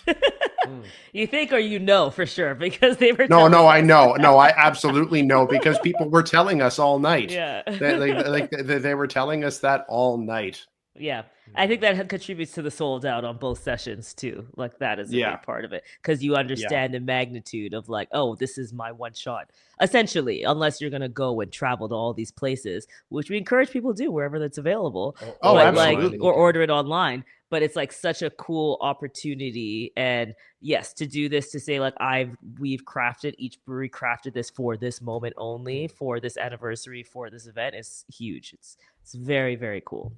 Yeah, I feel like it's that's the thing that kind of tripped me out a little more. I feel like it's an ambitious plan that we came up with. When we came up with it, I was like, that's fine, we'll do it, whatever. It's no big deal. We've done collabs, whatever. It's the same thing. It's a bunch of emails. You pop into a brew day, blah, blah, blah. But actually delivering on it and then seeing the response was essentially unheard of, and unreplicatable. I just don't think anyone will ever be able to do anything like that again. I feel like that's the lightning in the bottle that this is. That's why we were saying, I don't think if we did it.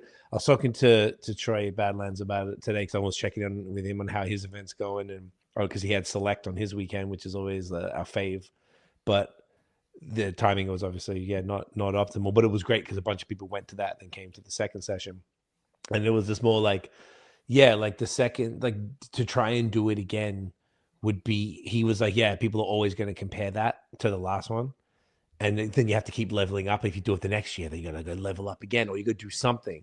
I don't think we could beat. We came out the gate with something so ridiculous. We couldn't beat it. I don't think there's any way to beat that. And it was this, once again, the lightning in a bottle anecdote of the DJ, Shasta Steph. We can talk about that in a sec once we talk about the party. But she read the room, both events, both sessions, completely different. Completely different vibes. Volunteers were different both sessions too. Some were the same, but they all went hard. As if they like you said, as if it's their own fucking business. The 3 of us were running the welcome thing, which we didn't expect to be. We thought we'd be in the crowd, but we ran the welcome thing and kind of stayed up front because we were selling merch up there too. And we realized it made more sense because it's we immediately know who a brewer or somebody is, and you could just get people through faster. Because it's why have someone search us and ask us the questions and all that stuff, where it's and then that's the surefire guarantee that you can say hi to somebody in case you miss them in the crowd. So it's that was the only guaranteed way, where it's hey, I'll see you at least once to say hi if I don't catch you after. Which is unfortunate that we didn't really get to do that a lot. There's some people I got to talk to a little bit, but you'd be talking to someone, then you'd be interrupted. That's what happens when you host something. It's fine. It's it's your birthday party and every year, or your anniversary or whatever, your wedding, and everyone wants to fucking talk to you. It's part of the game. So it's fine, but it would have been nice. There's so many people that I just would have loved to spend more time with and chat more. But it was just there was so many things about this. It just worked in a way that it was it's hard to, I feel it's not enough time has passed to even really analyze it. Because I was telling you off air, but people kept coming up to me, I think during the first session, how do you feel, man? Look at this shit. I'm I just feel stressed and I don't know, something's going to go wrong or something's going to be fucked up or whatever. Even if it was minor things, it'd just be I'm just waiting for the next task, as opposed to I was trying to, but the second session I was able to relax because basically nothing There was no problems at all. We understand everything at that point. Like Yeah. even the volunteers who stayed the second time around, I felt like we just locked. And they got everyone else in line because they already knew. Yeah, they already knew how everything went, so they policed each other in that way too. Where they're just like, "This is how it's gonna go down," and I thought that was great. Like Dan and Mel, they stayed on the food and tokens. Like all of that helped a lot. The second session was more of a breather after like the first hour getting everybody in, and that was also our big thing. Is why we wanted to be up front is because we wanted the line to move as fast as possible. I'd say like the ultimate goal was like no lines and not running out of beer was like the two main things. Don't want you to wait for the bathroom, don't want you to wait for the line in the brewery, don't want you to wait outside, like none of that stuff. Yeah or for food or tokens or anything like that. So yeah, it was pretty crazy. So like essentially, and the other thing, so we had the obviously we're talking earlier, just coming back to the actual event itself, because you probably should touch on that in a bit deeper fashion. But the first session, so we had the bars, everything was the same, and we had Kamar from A Cookie Called Quest, who's such a champion. So he does. Oh my god, he was such a hit. He was such a hit. Yeah. He sold out of a bunch of flavors too. On the second session was such a party. I think people almost didn't notice. But the first session, people were going nuts. They were jamming on those cookies. Yeah. They're so good. I'm gonna have some after actually because I still got some left. Like a couple of friends of mine came to the first session, and they were like raving about the cookies almost more than the beers. Well, I mean, for good reason. So Kamar even went out of his way to make a cookie with the Bellwoods Export Stout, which was event we hooked him up with back in February, and he made a special cookie just for the event with that, which is one of the ones that sold out pretty quickly. And we didn't ask him to do that. None of us asked him. And I was like, see, but this is what you can't replicate. Like him wanting to do that when I already thought about it. I was like, I'd love him to make a cookie just for this event with some beer. Then what do I see? The week of, he posts a picture of himself holding 4 cans of the Export Stout, makes a fucking cookie. I'm like, dude, what a legend. Fucking legend. Yeah. And he was so cool, and it was so nice to meet him. And I'm like, what a humble dude. He's hustling. He had so many nice things to say. I'm like, I fuck with this guy, man. He was money. So we also had our friend DJ T Jr. She is basically the most talented, skilled DJ in Canada right now, as far as like she won the most prestigious global DJ competition called the DMC, and she won that 3 years in a row in Canada. And then she went to the finals, which are all in, I think one time was in Korea, South Korea, one time was in Paris and somewhere else. And she's the best. So she's a hip hop chick. That's why we booked it. BOS has always been a hip hop focused podcast. So we wanted to bring our vibes. So I said to her, like, when she pulled up, I was like, look, typically at breweries, you'd mostly hear like kind of rock music and stuff like that. You know, it's usually the vibe. But I'm like, you don't feel like you have to play that. Do you? I would never tell you what to play. Mm-hmm. So do what you want to do. And then I remember when she started playing, I think she started with like Nirvana or something. And I was like, all right, sure. And then she just kept it going. And she sort of read the room. I think she was trying different stuff, because that's what DJs do, right? They're very skilled with that. They have to look at, oh, they're not really vibing to this. All right, next, let me try something else. And she started playing just a whole bunch of kind of more typical things you'd hear at a brewery. I can't particularly remember examples. Yeah, it's like pop. I don't know. Is it called pop rock or something? Like old school. It was people were jamming to it. I would say like pretty classic, like 90s and early 2000s, the like rock and grunge kind of things, which is again, like you say, a typical brewery event vibe. Mm-hmm. Yeah, which is, I think what made it dope is that it's curated by BAOS with all of our tastes. Mm-hmm. And that's why she was booked. But I let her. We just let her do her things and didn't interfere. And reading the room was key. That's what she did, because I saw her. She put some things in, then she's like, "Okay, they don't feel this. Yeah, let me go with this." Yeah. And I think that's very. And then she's just so talented. So in the end, she knows how to blend and mix and do all the things to make it sound great. And it felt so good for that afternoon vibe, like for that 4 to 7 vibe. It felt so right. Like the end, the fact that I felt like it was like 2 different events in one day, like 2 massively different events. Oh, it was completely different. Yeah. It was completely different. Yeah. And she told me after, I was like, dude, you didn't have to do that. And she's like, I learned a bunch about like, because she's like straight, like just hip hop, R&B type and dance hall or whatever. Like she doesn't do this type of music. So I loved her attitude that she was like, oh, I learned something from this, and I'm like, fuck, that's a professional right there, because that's the attitude you had to have. So Yeah.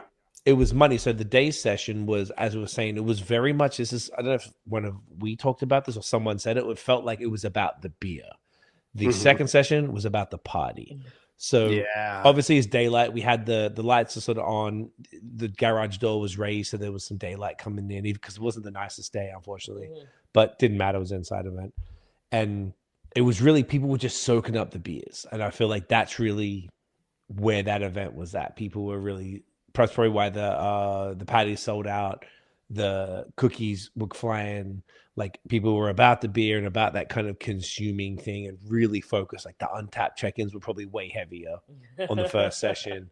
And it was really, it was more mellow and low key and just really conversational. Music was definitely lower in the volume. Is there any sort of other descriptors you guys could describe that first session as? It was calmer for sure.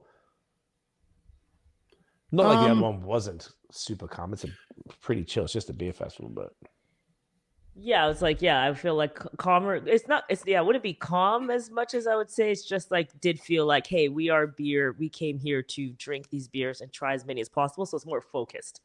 And Yeah. let me try. Yeah, don't they feel like they were more focused? But they were like chilling and enjoying themselves. But they felt like they were focused on getting those beers in. I agree. As many as possible. I agree with that 100%. And in fact, like, further to that point, I would even say that the evening session was more calmer, actually. Yeah, because that was just more chill. They were just like, we come to party and hang out. Because the first session was more focused, and like this, again, this was some feedback from the volunteers as well. Is that they were saying that like the vibe was just like kind of more of a flow in the second session. That like everyone was just kind of vibing, like it really was just kind of everyone just really enjoying being there. Like you say, the first session was more about the beer, so that's more focused, and everyone is just kind of like, okay, what do I want to try next? And like, okay, I really like this, like what's the next vibe? Okay, now I gotta get some food, now I gotta try the next beer, now I gotta get a cookie.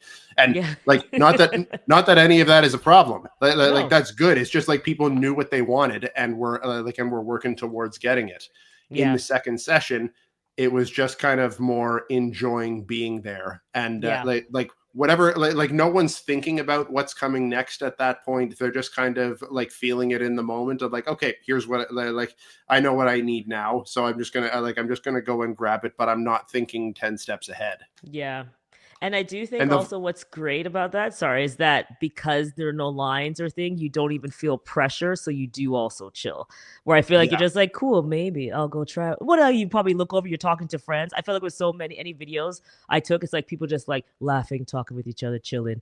I had some friends dancing in the front, stuff like that. It was just felt like, and then cool, I'll go get the next beer. There's no like scarcity, even just nothing. Everybody felt like, it felt very relaxed, which was very cool. Like very we kept calling it the party session. Every time any friends I had that booked, I'm like, oh, good, you booked at the party session. Well, I'll get to pay more attention to you. Because just like if you're booking 8 to 11, you come in to hang out and just kind of jam more, right? Yeah. And like, I was really, I judged it on the volunteers' feedback. Like they really seemed to have a sense of the room, and they were saying that the evening session was a lot more chill. Yeah. In what way? Just that maybe people were scrambling more about trying to get more beers or something in the first session? That seemed to be the notion. I think that in the evening session, people were just kind of like, enjoying the music or enjoying the conversation a little more, and we're kind of a bit less fussed about where to go next and what to get next. That makes sense. Yeah, I wouldn't be surprised the first session you probably come with a plan. You saw the list and then you're Multiple like, all right, I'm coming for these ones. Yeah, there you go. Yeah. And that's why we put it out like on Friday. Tiff did the post so we could like get the menu out so people could actually start looking at it. And maybe I think by the time we put the menu out, to be honest, that was for the people because I think we'd already closed off sales. Oh no, it was like literally it was with the sold out. So it's like it's sold out. Here are the beers. Menu. Plan your day. Like go in now. Go and plan what you want to do. Yeah, which is fine because we didn't want to give out the website with the QR code so people got there anyway to make it that. Yeah, so there were 2 very distinct sessions. Like you said, the first one had a bunch of minor things that would happen. The second one, the main thing that happened was broken glass. So, Yeah. which says where it's at. Yeah. It wasn't much, like 2 or 3. Yeah. But the first session was like things weren't working, taps weren't working, the POS system's fucking up, the CO2's down, Event shit. Just event shit. Yeah. Very, very minor though. Like it was more like my stress was more like every time I walked into the crowd, because we were at the front, the 3 of us were at the front the whole time.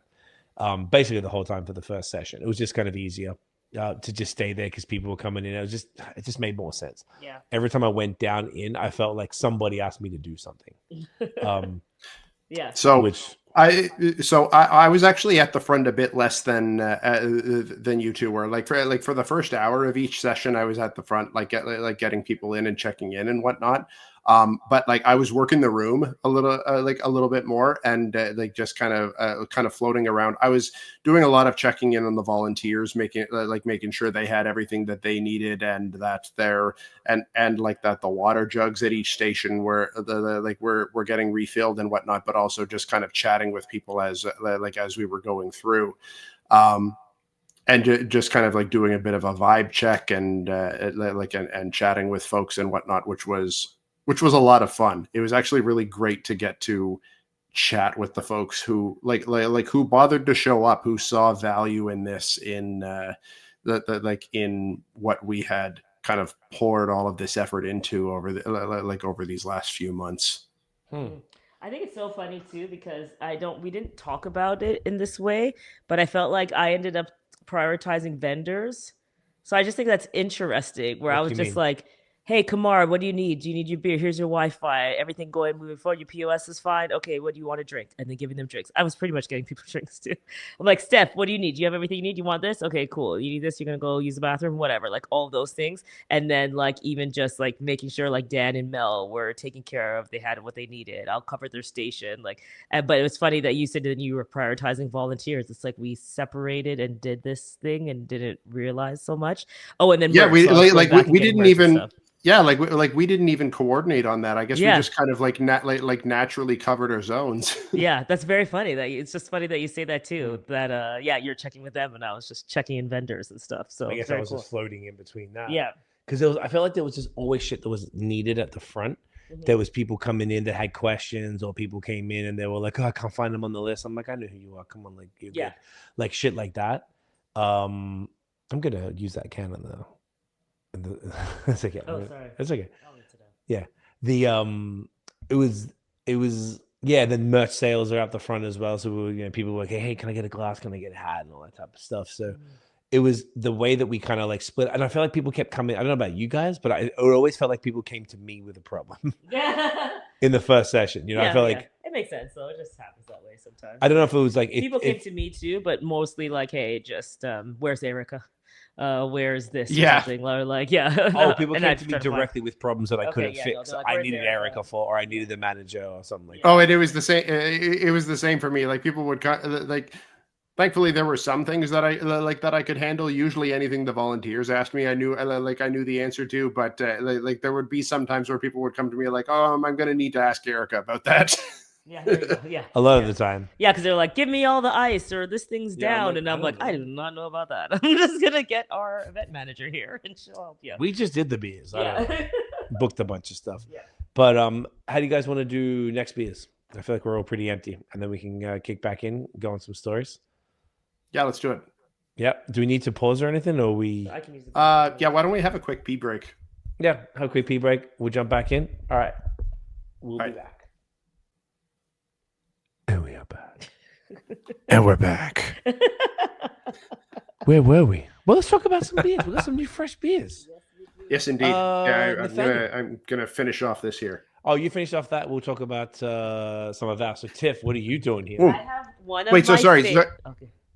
Yeah. Go on. Oh, apologies. I'll just do a quick 20-second because I didn't talk about how Centennial was holding up. Oh, you didn't? No, tell them. No, it's doing fantastic. It is definitely aged a little bit in the 5-6 weeks that it's been out. I think it's tasting sweeter than it was at first, which is expected. Yeah. But that is not a negative, because like with a Westie like this, like that sweetness is just kind of more like a sappy resinous kind of thing, which is very appropriate for the style, and it's complementing the piney vibe of it quite nicely. So like I think it's still tasting pretty awesome. Hell yeah. Love it. Yeah, I'm not surprised. Like Westies usually like they definitely hit that sweeter note, but they definitely have a much longer life cycle than they age gracefully over that 1 to 3 month kind of time frame. Totally. So yeah, if you're getting it soon, I think you're sitting in a nice place right there. Agreed. Yep. So sorry for interrupting you, Tiff. Get into Yowie there. Oh, no worries, no worries. So yes, the beer of my choice. What a terrifying figure on the can. Yeah. But outside of the creepy can art, I'm doing Yowie. This is one of my favorite beers. I didn't even try anything new. It's really bad. I was just like, I have some favorites, and I don't drink beer all the time, guys. So I had some favorites that I just locked into as well. And I didn't do a hazy IPA in the middle, which I had also thought I was going to do, but I drank some weird chemistry. But I have a lot of faith in that category too. But yes, I'm doing Yowie by Small Pony, and what a motherfucking amazing beer this is. I'm genuinely surprised that so you love this. Coffee-y, chocolatey, awesome, freaking amazing. Yeah, even I saw Sean and I was like, yo. I stalked him like, this is one of my favorite beers. Thank you so much. It's so good. Mm-hmm. Yeah. And I got to edit the footage watching you create it, which was also very, very cool too. So yeah. We'll get into once we've gone through the beers. We should definitely talk about that blending process. Yes, absolutely. I would love to. Cool to see. Did you want to pour it? Yes, I'll pour mine. Yeah. Am I taking a photo of this, or you already have it? I have. Yeah, so it'd probably be good to take the photo. 7 photos if it's the only can. I have one more can. Okay.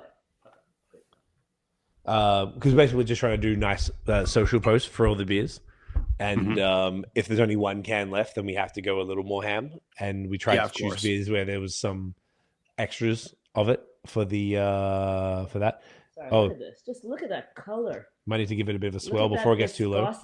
There you go. Give it a nice little swell. There you go. Yeah, get all that shit in there. That shit Gorgeous. in there. I'm not gonna lie, I really am surprised. With the stout. Like, this stout was amazing. People were fucking loving Sir John stout. They were losing their minds too over the Sir John. It was a smoothie Sorry, stout the smoothie blend. stout. Yeah. But they were doing the same thing. Like, people were loving the stouts, and I was too. Oh yeah, because Lamo, I actually drank a lot of stouts at the end because I didn't drink the majority of the session. So since I was drinking water, I was just like, okay, I'm gonna drink the sparkling water, which is so great from Blood Brothers. Then I was just like, oh, I'm going ham on the stouts, and like to kick through. So it was great. Yeah, no, I honestly, that's a really good point that you're making there. That the stouts from this was so good. Like, oh my god. The big stouts like this, Lamo, the Sir John, which obviously was like partial stout, but whatever. Well, even the small stouts too, like the white black filter was fucking dope. So nice, such a great stout. What else did we have? Kanawaki. It was like I was watching people drink it, like, oh my god, this is fucking like, it's like just coffee. This is crazy. I'm so awake right now. They were like, oh, it's nuts. Yeah, it's very funny. Like, I feel like that's a really good. I hadn't really thought of it like this, but I think, I really think that all the stouts. Obviously, I really think that all the beers were pretty exceptional, but this is like extra cool. That this one, I'm surprised that Tiff likes this one because it's got a lot of adjuncts, like pastry adjuncts. Obviously, it's very coffee forward, so we did use the Found collab in this one, which is super cool.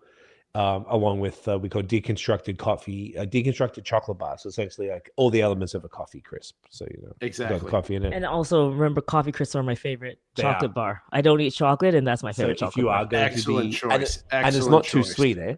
Like, I was the only one. Sorry, just small random tangent. Like, during Halloween, as children, that was the bar I would even trade for because nobody wanted coffee crisp. And I was like, "Are you guys fucking kidding me? It's the best one out here. Are you joking?" That's my girl. Yeah, see, like, take any of these other. Yeah, like, it's the best one. No. Coffee crisp is the joint. Like, no, I'm with you 100% on that. Thank you. That's the best. Thank you. Love it. Thank you.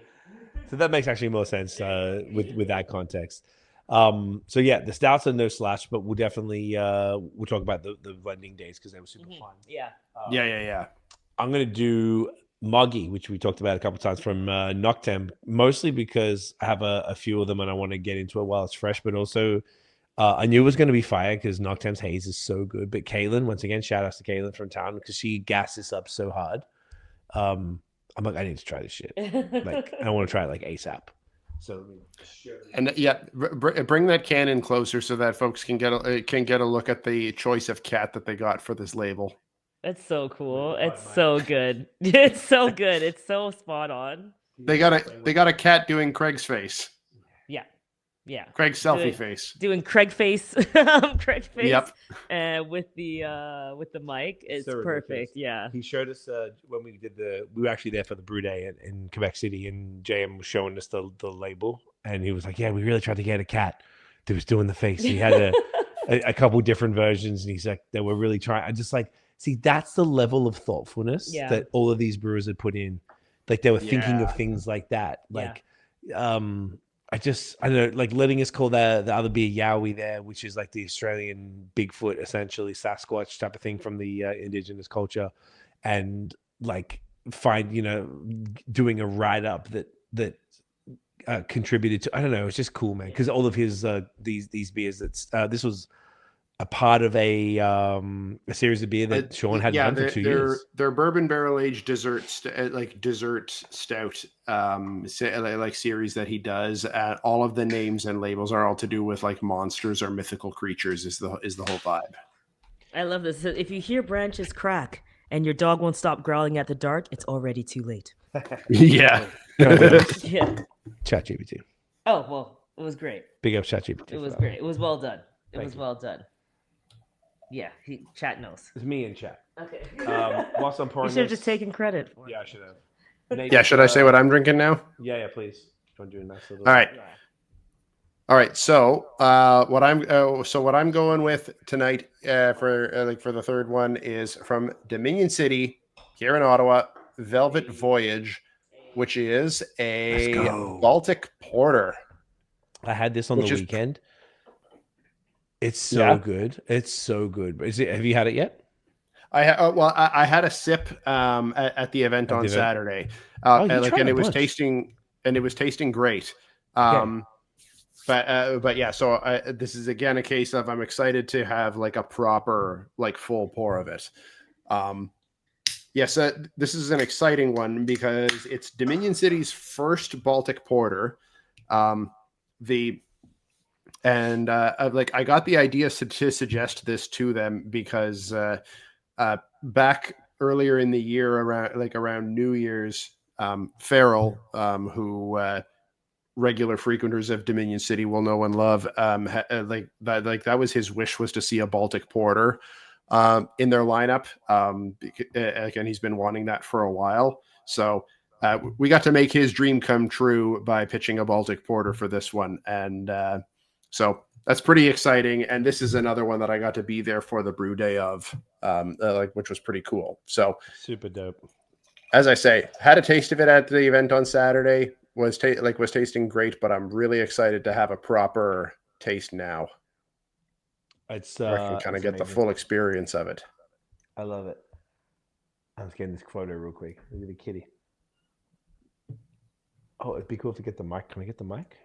Oh yeah, get the mic. There you go. Someone say something. It's a podcast. Oh, sorry. Dead air.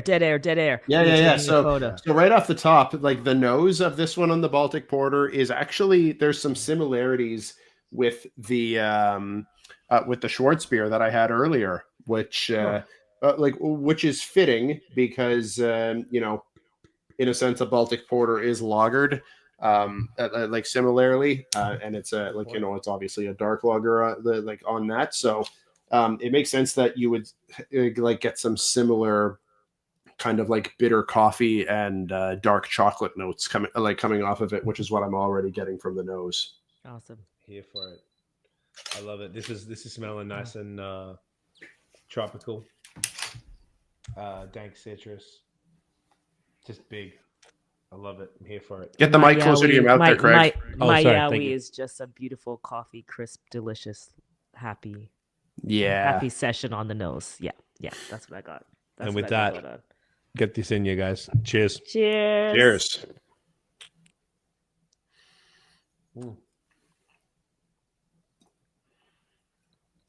Hell yeah. Money. SpecTAPular, just phenomenal. Mm. Just this I need you, Nate, to talk about the Maybe give your process a tasting little notes on bit. that, and then we talk about the process. Sorry, get your tasting notes, and then I just want to hear about it because it's great. It's essentially just Yeah, one of absolutely. my favorites. So good, so good. Sorry, guys, we're all having a little like Sessions? mouth orgies. So good. Okay, yes. Okay. Sorry, go good. This is actually super interesting having a Baltic Porter a little bit later in a drinking session after a Schwartz beer, because I'm actually kind of surprised in the similarities that I'm noticing in the in the profile. Like, this is obviously a more robust beer. The Schwartz beer was 5%. This Baltic Porter is 7%, which is pretty appropriate for for the style, and it's definitely sweeter. So that definitely beefs up the kind of the palate and the mouthfeel and and the body of it. So it definitely has more body and and more sweetness, very deliberately so. Like, if you watch the behind the scenes video that we that we did at Dominion City, you'll see them pouring a giant bag of brown sugar into it, which comes through beautifully. It's got like a nice kind of caramelized note to it, and has a pretty prominent coffee vibe. There's no coffee added to this, but you do get a bitter kind of like dark roast coffee sort of thing going on, and dark chocolate along with this caramelized sugar vibe to it. This is a really, really nice like end of session beer without something that's gonna sit too heavy on your palate, because it is only 7%, but it does have like a nice full body to it. It's quite tasty. I like this a lot. Definitely agreed. Like, I was really impressed. Obviously, 7% porters are a pretty fantastic level. I feel like it's like just enough. It's like more body than like a 5%er without that much more of a punch, like alcohol. So you don't feel it's not like it's 10% or something like that, but it's like a real money zone. I think it's such a fantastic beer. And I think I had it in a run. I was trying to get in as many collabs as I could. So I might have had 5 beers, 6 beers even before, maybe not that, maybe like 5 beers before it. And extremely impressed Yeah. with everything. It's so fluffy and just pillowy. It's beautiful. And at 7%, it's got the body to feel like a good kind of full, robust, dark beer, but at that level, it's not something that's going to fuck you up or mess up your next day, at the end of a session either, which is quite nice. Yeah, definitely agreed. Yep, really impressed. Great beer. Really, really impressed. Did you want to talk about any tasting notes on Yowie, and then Nate can talk about the blending day? I fucking love it. It has a really nice mouthfeel, smooth, full-bodied. It tastes like you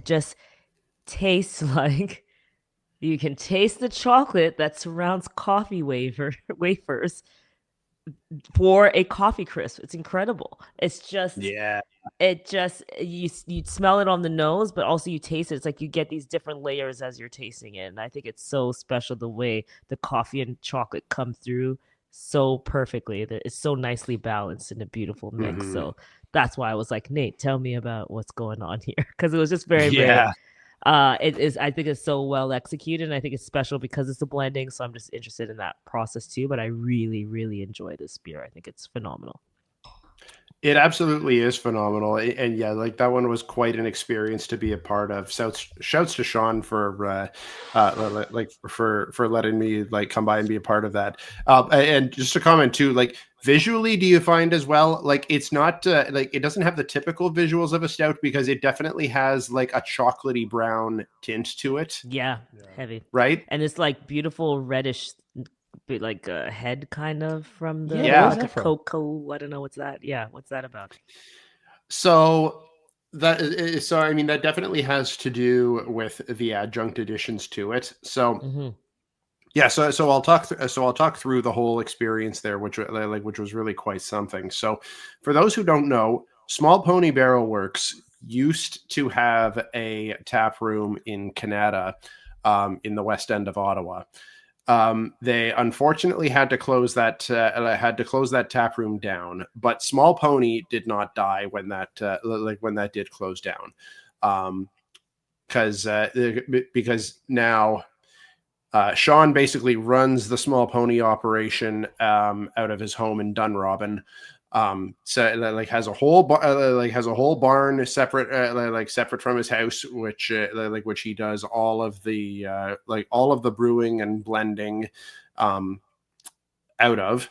So I got to come by his barn to experience this whole process of creating this beer. And we had the idea going into it of what we were trying to achieve, and we were knowing that this is a dessert stout that we were aiming for, and we wanted to incorporate the Found Coffee collab. So what we were targeting was a coffee crisp kind of thing going on. So that was the yeah. So that was the target flavor of the whole thing, knowing that we were going to be incorporating the coffee collab as well. So it was a good fit for that. So then the question was okay, so how then do we get how do we create and balance the chocolate and wafer elements that will bring the coffee element into the stout itself? So first thing we did was trying to first of all get the strength of coffee that we were going to be doing into it. And there's if you watch the behind the scenes video, you'll see the whole thing of Sean using the titrating device. I don't know what it's called, but what he's using to add in very small amounts of coffee into the stouts that we were drinking to kind of get the right strength. And the thing that we were targeting here is that this is a very blueberry forward coffee, and we wanted it to be something that we could taste the blueberry, but not have that be an overpowering thing, because that doesn't really quite match with coffee crisp. So we wanted you to be able to taste it, but also not for it to take over and kind of confuse the target flavor of it.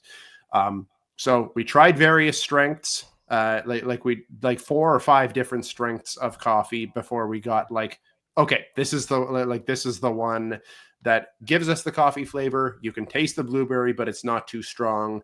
And and we're getting the right amount of coffee that's not that's going to kind of be the target here. Then we tried, I think, 3 different kinds of chocolate to figure out what's going to be the best flavor here. We tried at least 2 different chocolate syrups, and we also tried a cocoa powder. The cocoa powder, in theory, was more intriguing, because that seems a little bit more kind of artisanal sort of thing. But it was dismissed basically immediately because it's so bitter. And in the addition right there, that it's so bitter and so overpowering that basically you don't taste anything else. It just wasn't the right vibe at all. It was just one of those things of it seems better on paper, especially especially for this. It seems more more artisanal, more craft, but the flavor just did did not jive. You know what I mean? It seems more craft, but it just didn't work. Well, it's cool to say it's cacao. Yes. Yes, but then in the end, it's but it's not working. Yeah. No, fair. No, it doesn't work. It would have been way too bitter. You basically couldn't taste anything else with it. So that was immediately dismissed. So overpowering. So then So then it was so then we moved towards the chocolate syrups and and trying to figure out which one tasted the most authentic. Because we didn't want it to taste artificial. We wanted it to taste like chocolate, but it had to be the right kind of chocolate, because that there's a different kind of thing towards is it tasting like hot chocolate, or is it tasting like chocolate in a chocolate bar? And is it tasting like cacao nibs, or is it tasting like the chocolate at a coffee crisp? Like it's a really delicate balance to strike. So in the end, we yeah, exactly. So maybe surprisingly, in the end, we wound up with a Hershey's chocolate syrup.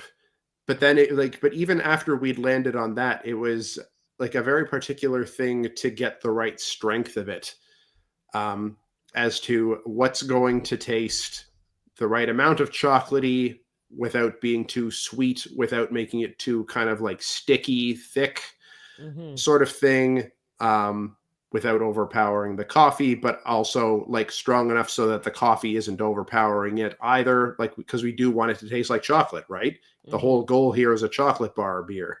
So, so lots of balancing to get to the right strength. So got that. So now at this point we've got and we're now at this point we're like at least an hour and a half, maybe almost 2 hours in. Like this is this is quite a delicate process to try like different strengths of these different things. It takes longer than you might think. So now that we've got the chocolate and the coffee nailed down, then there's kind of the critical question of how do you recreate the wafer sort of thing. Like the vanilla wafer is kind of the final element. So this is where the extract, pretty serious. the final boss of this blend. Yeah, that's a great way to put it. And that's kind of where the extract component comes in. And I was like looking up like other coffee, like what are other coffee crisp beers that we've tried before, and I was looking up like the Counterpoint roller ones, seeing what they added to it for it and whatnot. So we're looking at 3 or 4 different extracts that we tried, and I'm blanking a little bit on the one that we landed on. Sean would probably be able to correct me. I think the one that we landed on was one actually called Crispy Coffee. For trademark reasons, I think they called it Crispy Coffee. Yeah, makes sense. But we tried other ones that were like Sugar Cookie, or I think there was even one called Vanilla Wafer or something like that. I am 90% certain that the one that we landed on was the Crispy Coffee one, and then nailing down the strength of that to use so that the beer would not taste extracty, and that's a very fine line that with stuff like this. Yeah. If you've ever made anything with vanilla extract, there's a very fine line between it tasting like vanilla and it just kind of tasting super artificial. Which is just the worst. Yeah. Yeah. No, it's awful. It's awful. Yeah.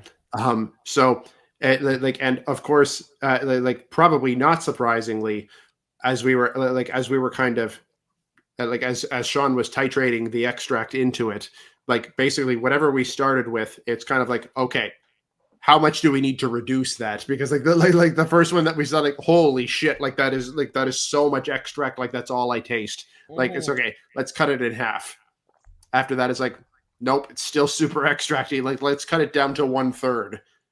Yeah. And then it's nope, that's still super extracting. Let's cut it down to half of that third, and kind of thing. And at a certain point, it's oh, okay, you know what? We hit the magic spot.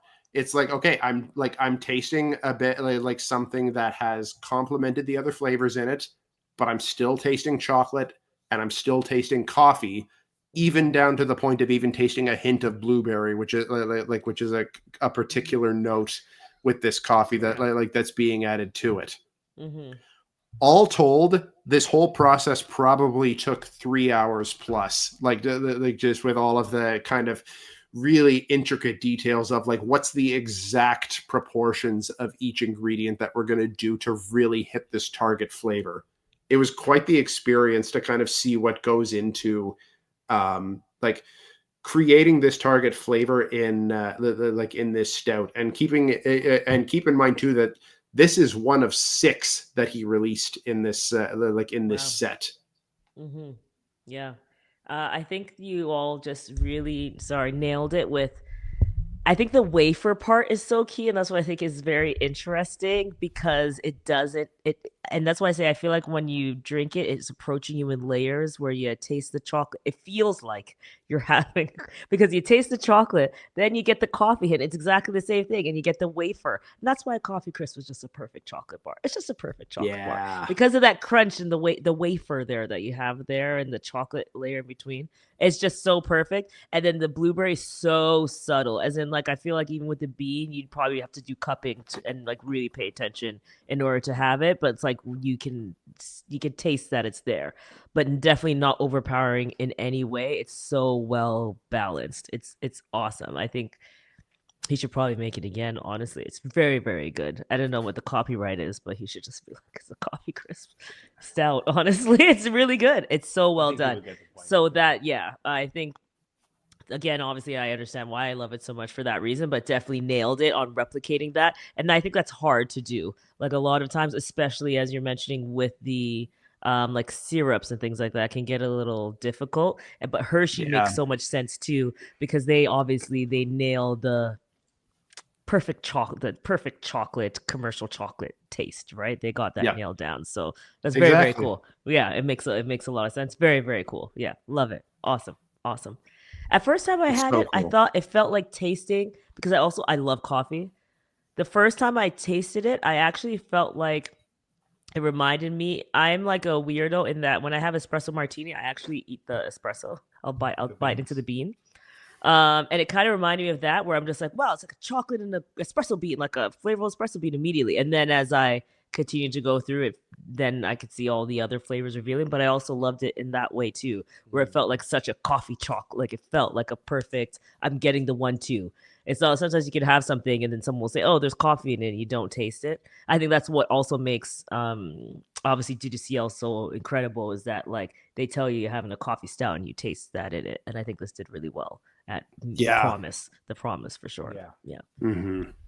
It's interesting to hear your take or your story on the, like I'd say, obviously you told me, but like in text, I think, and I've obviously seen the videos that we posted, Tiff did the reel of it. So it was cool to hear that story, because that was like a long version of the Blood Brothers blending. Our blending thing maybe took 20-30 minutes. Oh my gosh, what a difference.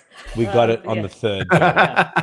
So it's a lot simpler, but the exact same process. And I think because you had more nuance with this beer, I think, to do. It's such a balance, especially because the way you're replicating that bar, I think, is different, I would say. Well, we had to replicate a Lamington too. Lamington, but you just need the raspberry to come through. So in the exact same way, you don't need the raspberry to come through. You need to pull the fuck back on that shit in the exact same way. So basically, there was 2 barrels of I believe the brand is called Taconic. It's from upstate New York, a whiskey, essentially. So I have 2 barrels, and we pulled the 2 barrels from them because it was like, it had like a bit of licorice and a bit of kind of like tobacco-y. It was like not fudgy and not pastry-y, because we were adding all that stuff to it. So it was a really fantastic base, but it's very, very like, it's big and thick.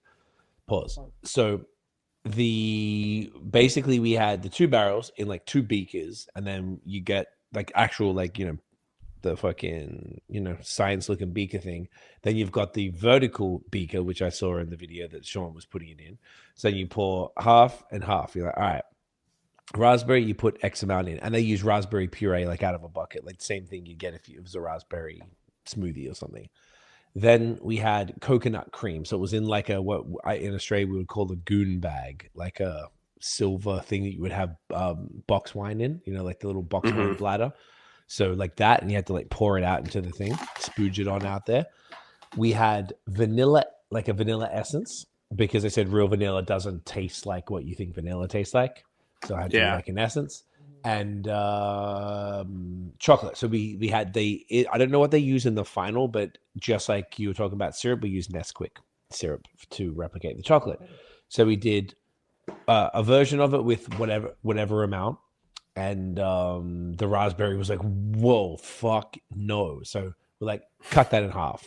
And then the coconut, we're like, cut that down by like a quarter. So we did a second version, and then the coconut had been where we needed it to be. And the raspberry was like, cut that down by half. So we did that again. I was like, boom, that's the one. And then we did another version similarly to what you guys did with the cacao powder, but we used or cocoa powder. We used baking soda because apparently baking soda reduces bitterness and reduces some like the tartness. But it just gave interesting. it just gave it a funny mouthfeel, and I just don't think it really did anything. So we went with version 3, and it was pretty straightforward. I really thought it would have taken a lot longer. And that was with so Patrick's the head of brewing operations now. He was always the head brewer. So now I hope I got it right. His name was Mitch, and I was like, dude, this was so quick. And he's like, yeah, kind of like, not even in a cocky way. He goes, yeah, I kind of got it down to a bit of a science right now. Like I kind of nailed it. Like I can get this pretty quickly because he was just like not fucking around. So I was pretty impressed with that, to be honest. Noob question. Yeah. Is it just a matter now you all do this blending process, you get these like, hey, this is how much we need of each, and that's just scale at that point? Like they just scale the math up, right? That's all that is? Okay, so it's like you all did that process together, and then it's just like, cool, now we just scale up what those measurements were. Okay, sweet. I just wanted to make sure I understood correctly. Yeah. Cool. Yeah. So that was essentially that. So it sounds like we had similar experiences, just yours took longer, probably because there was a little more nuance for doing it. And also, I think there is one difference too, where multiple people can make a Lamington, but you actually have only one version of Coffee Crisp.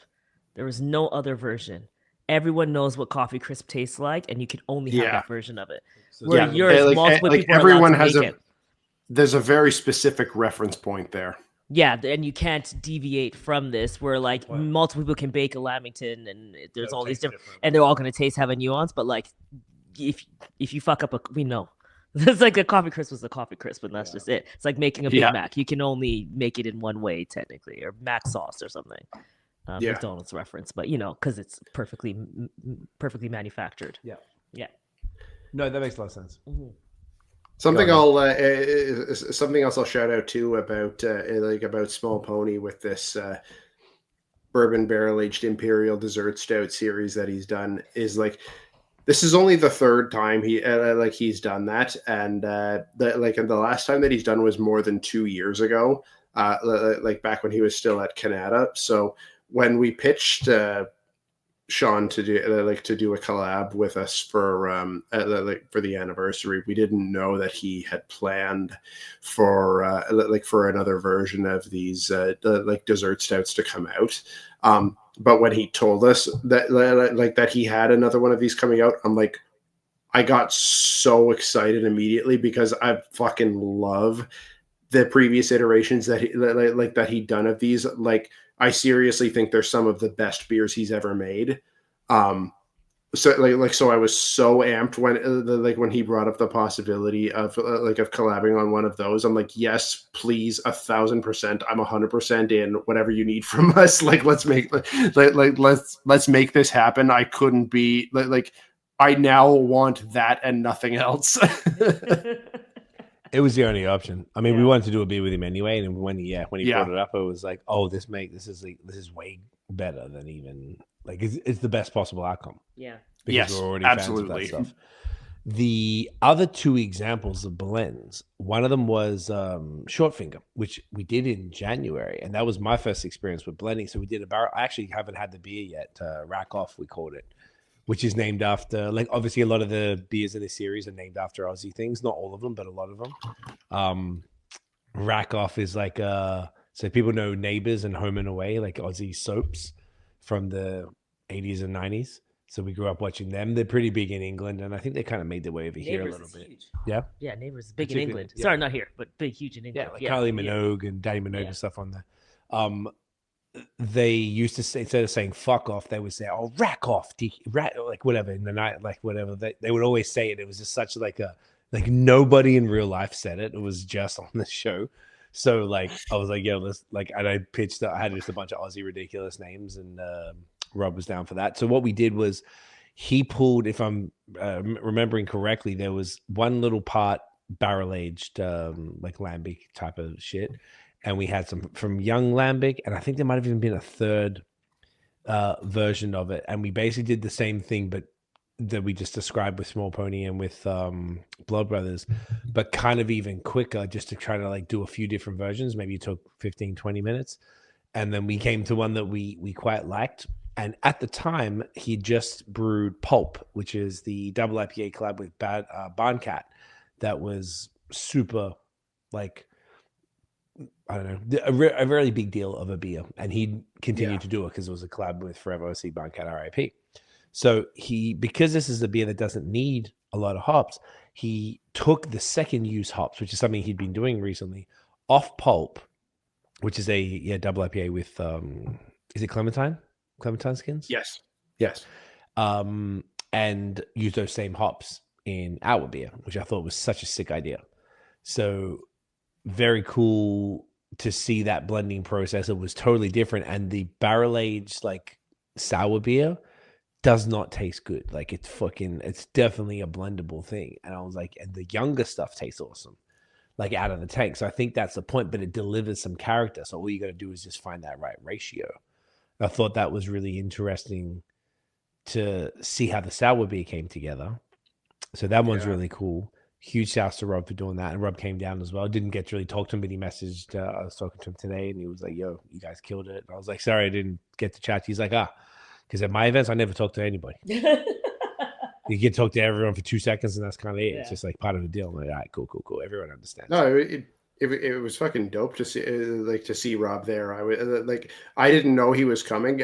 So it was a nice surprise to see him there. I'm like, oh man, like I'm so fucking glad you came out. Like that was a real treat.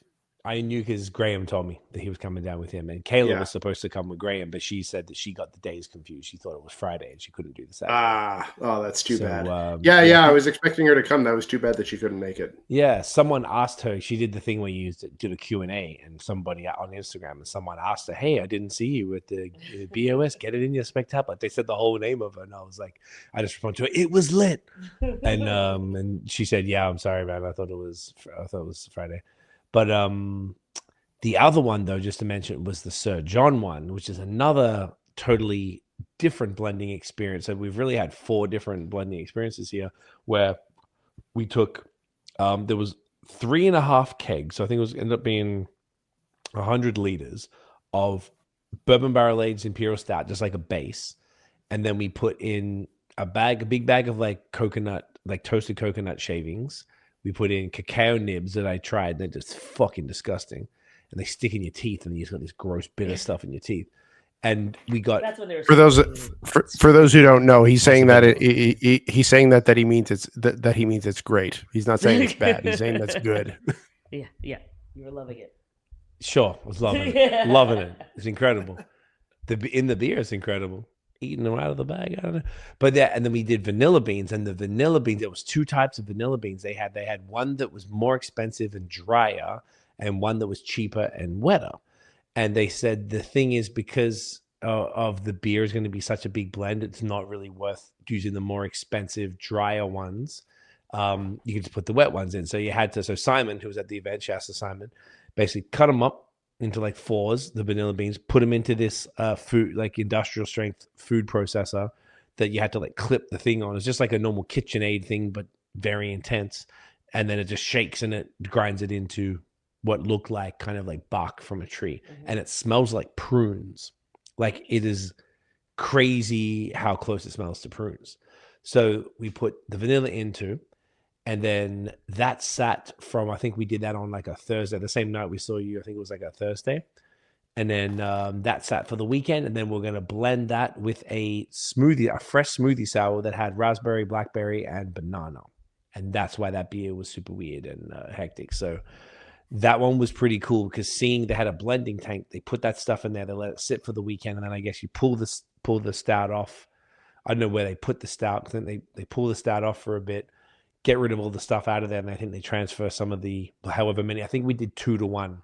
So say whatever the math works out to be, like 200 liters, say, just for example. I don't think it was this big, but 200 liters of the smoothie, and then 100 liters of the stout. So it was a little bit more diluted. Otherwise, because I think the stout must have been 12-ish%, and the smoothie is probably 5 to 7%. So it brings the whole thing down.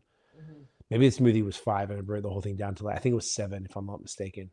So It was very popular, I will say, with people at the event. Absolutely, As in, it what's in was. that glass? I want to have it.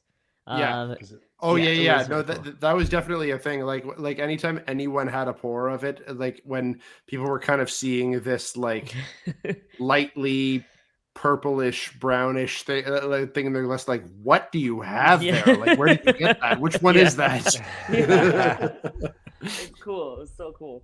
I think that is dope though. Like it was just such an eclectic tap list. Like it really truly was. It was something for every It really was. taste. So I think that's super cool to sort of acknowledge like all of those were that was the blending stuff anyway that kind of led from there. Yeah. What else do we want to make Did sure? you talk about your beer because you did go to. Oh, I didn't talk into it. Yes, yeah. yes. So this is awesome. The Noctem double IPA with Rawaka, Moteca, and New Zealand Cascade. So this is big lime, grapefruit, very juicy. Yeah, we went down for the brew day for this. It was super cool. We've been to that facility before back in 2020, so it was nice to go back. And they just this cool team, man. Just such cool people. Really passionate. Love their creativity. Everything the Noctem are doing. So I knew this one would be a banger. And it's also kind of cool. It's actually kind of closer to the town beer as far as the, like the Badlands and the Counterpart double IPAs are like big, murky, fucking like really intense. This one and the town one are a little more restrained in the body. So for those, as you can probably tell, so you can see it's definitely murky as fuck. Like it's not, it's hazy, but it's like, it's a little, it's kind of like more along the lines of the town one, which you can see even visually, it's a little more dialed back. I mean, look, not just. I mean, it's a thick ass beer. And that's not negative. That's not negative. That's not negative. No, and the intention is to make it, obviously a touch more drinkable. I know that's what Town was attempting to do with that, and I think they nailed that perfectly. So this was really cool. This is really cool. I've been really looking forward to trying this one just because we were there for it and it was nice to see it. But yeah, really great beer. Super happy, and I once again extremely grateful because they saved the day with the Brewski beer, which was the beer of the festival for a bunch of people. Once again, though, I just love that everybody had something, and I'd walk by and be like, someone would be like, "Bro, I just had this beer. It's fucking crazy." Like, someone would say that about damn near every beer throughout the 2 sessions, which is like, I don't know. I think it's dope. I just feel like that means it's just it worked, and it was almost unintentional to have this much of a diverse tap list. Like we wanted it, but we didn't plan it. No. But when we looked at all the numbers, we're like numbers of the different styles and what else we had. We're like, oh, this is like it actually worked out way better than we ever could have deliberately planned. I don't think. I couldn't agree more. Yeah, it was kind of wild. So as far as anything else about the event, is there anything else we need to touch on for the event itself? So I mean, like the vibes are very different between the two. I think that we Full house, stacked, beautiful, just the right amount, the right amount of people, just without the right amount. question. Because that was also one of our things. We were very like strict on making sure like we were in a good set of people because we never wanted to feel too crowded, and it was busy. But it was like busy as in like, I know like I'm going into this room and I know it's going to be busy and it's fine. Like it wasn't like you can't breathe and you can't move around. And then when it was like opening the garage door helped a lot with like getting breezy air in and stuff like that. And what I loved, like on the second session, we were just like, fuck it, let's just open the entire fucking garage. These are Canadians. Like you all just deal if it's a bit colder. And I loved it because it spilled out into the street in a nicer way. So then it made it like a cool patio vibe where the people who went out to smoke didn't feel so segregated and separated in a way too, where you just like, and it also made it feel like there was another like club apparently, and everybody kept coming up to us and being like, oh, is this not whatever the name of that club was? And we're like, no, this is a brewery. You should come sometime. But yeah, this is not the club you're looking for. Because it looked like such a vibe. Everybody kept coming, being like, oh, this must be the club. Like, this is obviously the party that everyone's at. It was very cool for that reason, too. Overall, just like energy was so good. And I felt like even just the breweries, too, the brewers in the second session, they were all like, I don't know. I loved that everybody felt like they were just having such a good time.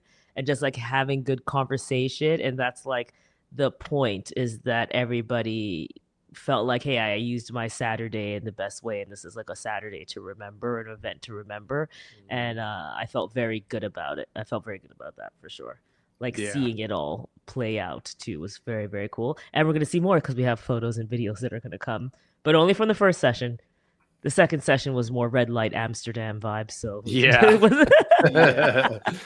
Which was very cool because I remember standing at the front Yeah. and just looking down all of a sudden, and I'm like, "What the fuck?" Like I didn't notice there was like little icicle things the hanging red from the icicles, ceiling. like, yeah, it's very cool. Yeah, And like the DJ and T Junior was just like the lights on her looked awesome. She was like kind of purple. Then there were lights on the barrels behind her. And I'm like, oh, this looks like a fucking what is this? Like a rave or something? Like it was like a vibe. Like Yeah. it was very like unexpected. And then I was talking to Dustin from Blood Brothers about it when it was high. I was like, dude, I didn't even notice it because it was on the whole time. I'm like, well, I guess because it was daylight, you didn't see it. But when the lights really kicked in, it just really felt like a party. And I was like, this is actually kind of cool because that wasn't the intention, essentially. Aside from getting lit, it felt like a club. It's like two celebrations, and I think that's cool. Like there is this like, hey, there was the first session, as we said, which is it felt a bit more like calm. Let me get all these beers. That's what I care about. Let me get the cookies, all this stuff. And then the second session, which also just felt like, hey, we love you all. We're coming out to support. We're partying. We're gonna have good beer. But there's also more industry people too in that session too, which felt more like that's probably also why it was calmer for the volunteers because industry people aren't like running to drink as much as possible of different beers and stuff like that. So that's probably what made it felt easier on the bar. But just that, like, hey, congratulate everybody. I felt like everybody we stopped was just like, congratulations, having such a good time. Oh my gosh, it's so awesome. And that was like the time that we really had be able to relax, and it was so good. It was so good. I was like, I'm so impressed already. It's like our event, but I was just like, this is fucking good. This is awesome. Like I would be thrilled on the end. Like if this was just something I pulled up to on a Saturday, this is great. Awesome. And I was like, that would be super pleased. And like, obviously, I go to brewery events, and they don't always have like music and stuff like that I like and things like that. So it was cool to have that around too. So it felt awesome. Felt great. Yeah, that was like really how, if you like looking back at it, it was like the amount of people who stopped us all, who just kept saying, this is the best thing. This is the festival of the year. This is the best. And once again, like whatever, like, you know, people can feel how they want. That was, we were just trying to really just deliver 40 good beers and like have a nice time and make it kind of chill. Curate a vibe that we all like. That's also the thing too. Curate the vibe we like. By the way, we've been eating a cookie called Quest. I just want to say, if you missed and I'm so fucking jealous that that you've got that back with you. I realized at one point I'm like, oh, she fucking got cookies for I wasn't fucking around. I was like, hey, Kamar, I am coming back. For my half dozen. Remember, I'm coming back. That's why I was like, I'm not leaving without it. And again, not truly a sweets person, but these hand-baked vegan cookies, my goodness gracious, Kamar slays. So head to a cookie called quest.com probably, or at least on Instagram if you want to grab some, because they are freaking excellent. Get the biscotti one. Not the biscotti, the Biscoff one. He does a Biscoff version, and then he puts a full Biscoff on it, and it's just, so good. But he does deliver. Like we ordered, like, and they get them like couriers. For Christmas. Yeah, we've gotten them for Christmas and stuff. Yeah. So I'm saying, like, if you're in Ontario, he'll be able to get them too. You got to order. I had the cookies and cream one on site, and it was fucking magical. Oh yeah, spectacular! It's so good. What was the other thing I want to? I definitely want to shout out all the volunteers by name. I'm going to pull up the sheet because I just feel like they are worth, like, that was all the thing. Like they made the event. Like guaranteed this whole thing would have fallen apart without their energy and commitment. 100%. Yeah, it was absolutely bonkers. What they did. Let me see if I can pull it up.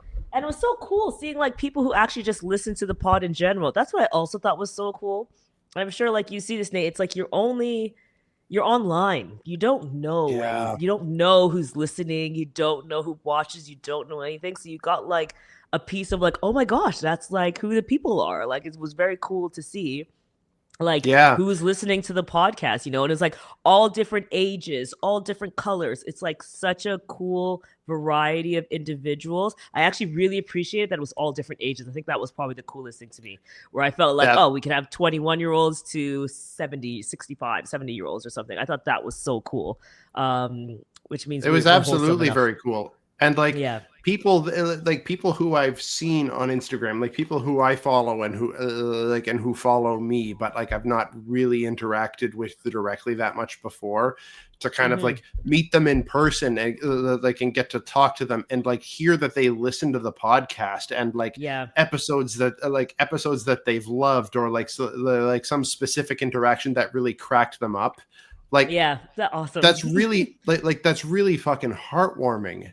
And it's like to hear that that what we do for this is something that matters to us.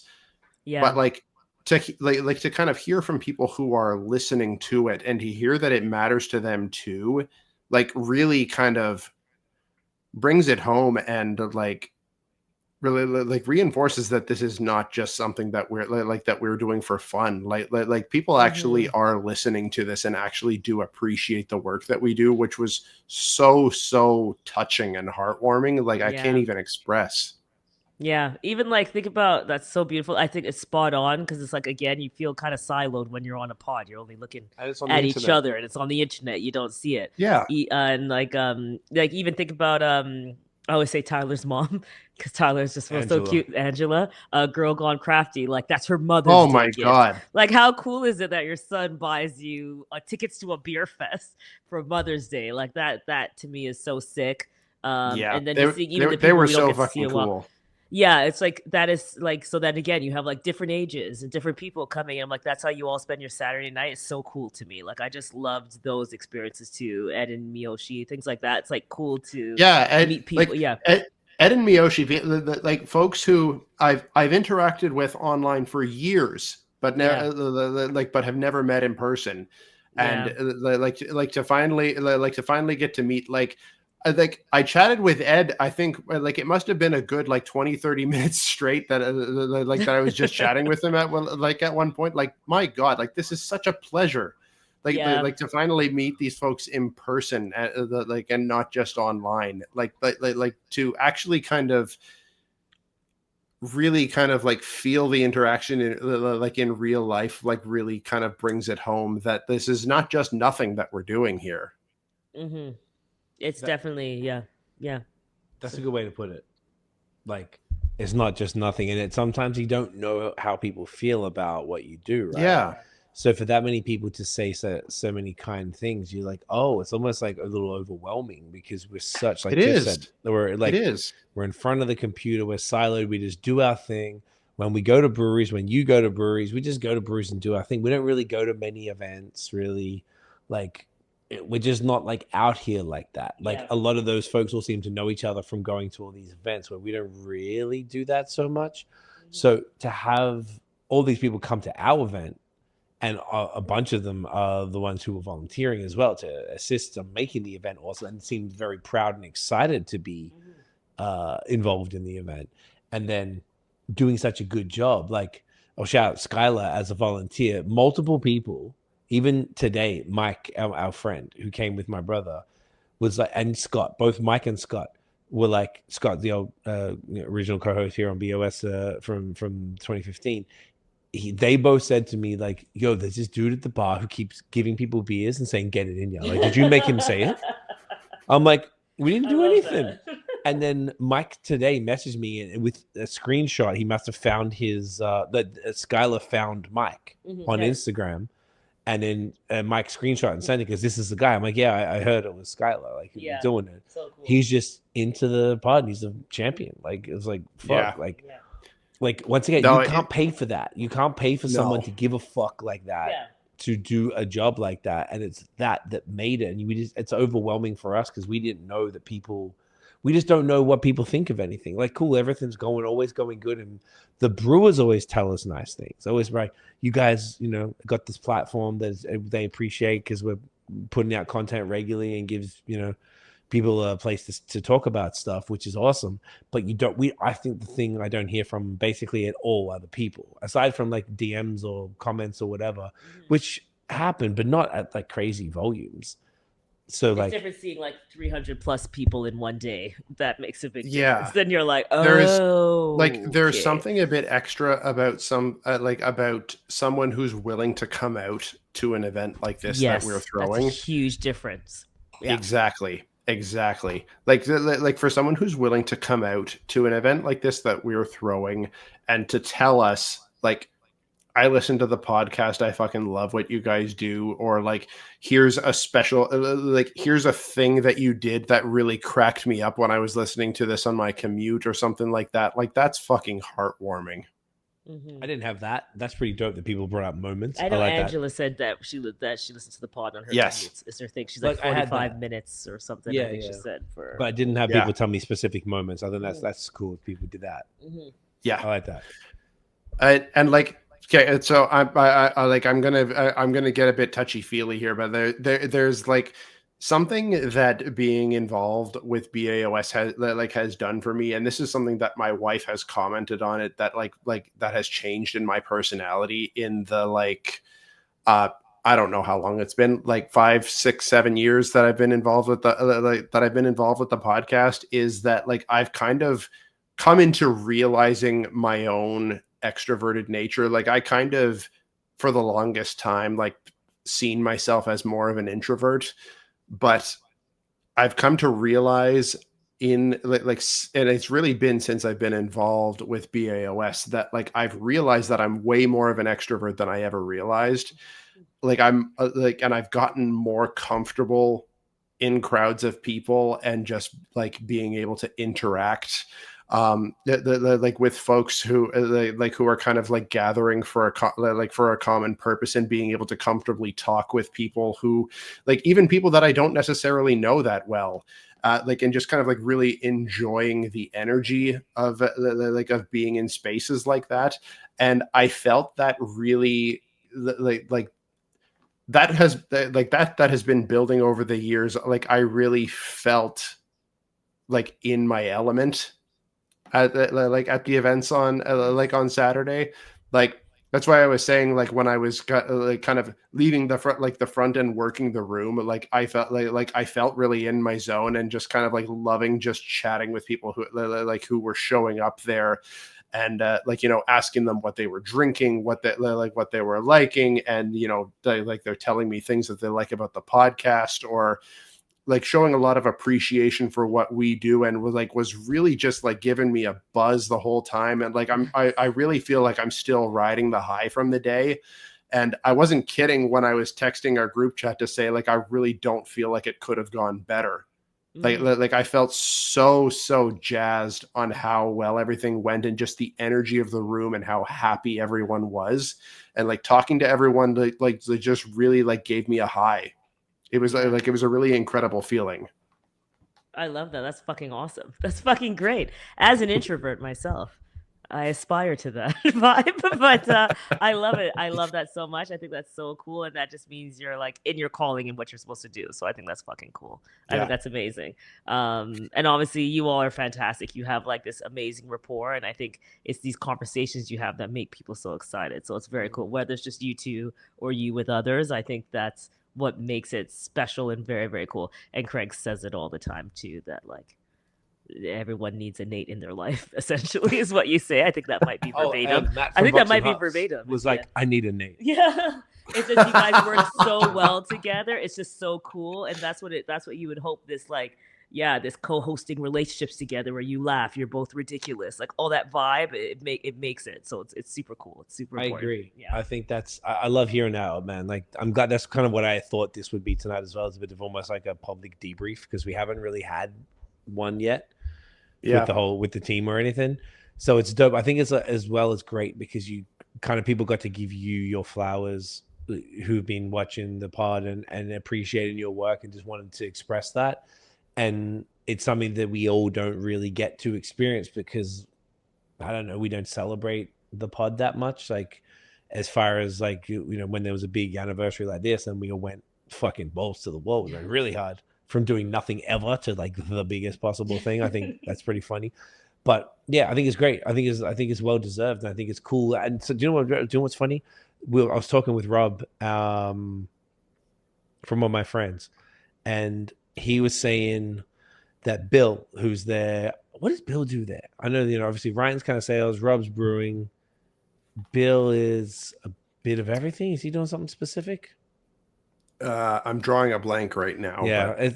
that's okay. Well, there's a million things, but either way, they were like, oh, because I was talking to him about getting him on the pod or whatever. I was like, oh, Bill's welcome to come as well, and they were like, oh, he's coming out of his shell. He's like, he's slowly getting there because he's really talking to more people, and people are expressing their affection for their products and what they're doing and da da da.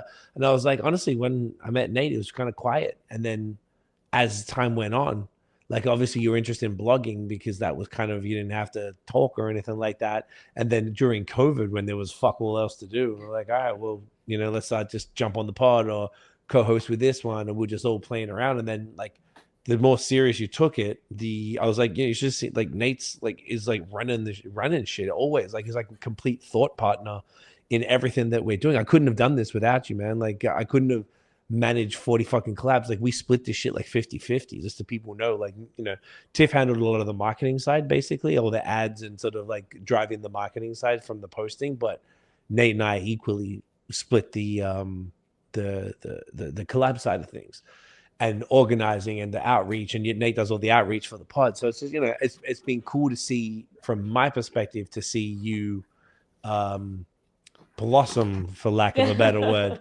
into sort of just that, see that the confidence and just being able to just go out there. And I think this was cool because people got to tell you to your face, like, dude, I appreciate what you do, whether it's a brewer, whether it's a listener or someone just in the craft beer scene who's contributing as well. Like, I think it's really dope. And maybe that's what I felt like this was for. Cause like I was saying, we're not events people. So like we're looking there and people ask me, am I having fun? Like someone said to me, it's type 2 fun. Have you heard that term, Nate, at all? Type 2 fun? Or type 1 and type 2 fun? No, I haven't heard that before. Somebody, and I forgot who it was, said it to me at the night, and I'd learned about it like last week. So type 1 fun is like you're at a party, you're drunk, you're whatever. Like right now, this is fucking fun.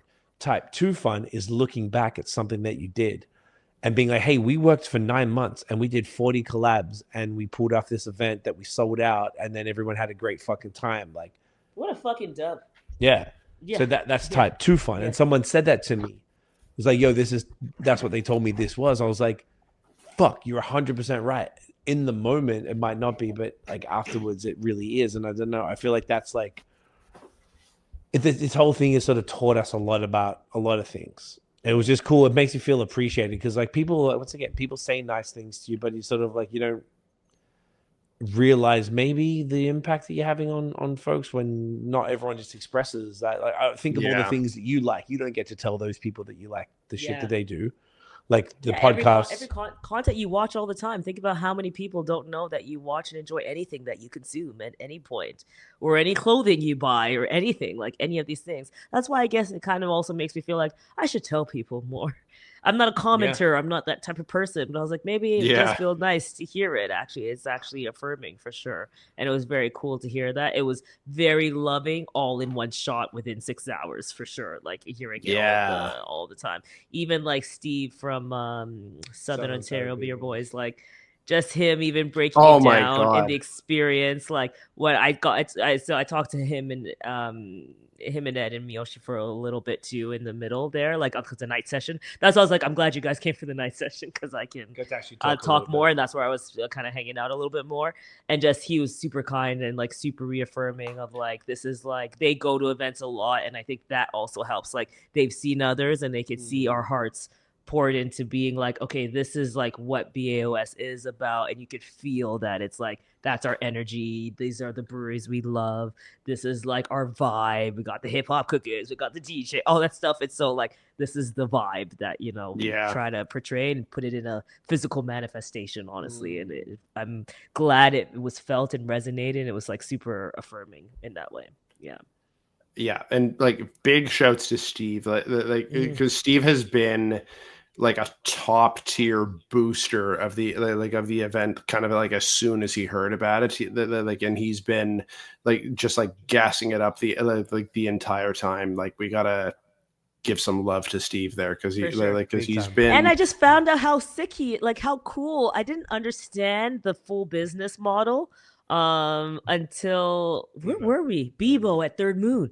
We were at the Third Moon event, and he was just talking really about like the work in terms of like collecting all the cans, having your car smell with all the cans that you're doing, stacking all these things up to raise this money, which was multiple five figures. 7 figures. I think he made $1 million. Fucking what? No, it was 100,000. 100,000. Okay, but 6 figures for a great cause. So like, you talk about someone who's super invested in craft beer in the industry. Oh, it's massive. Incredible. And that I learned in this process too of doing this, which I thought was super cool. Like, what are other people doing as well?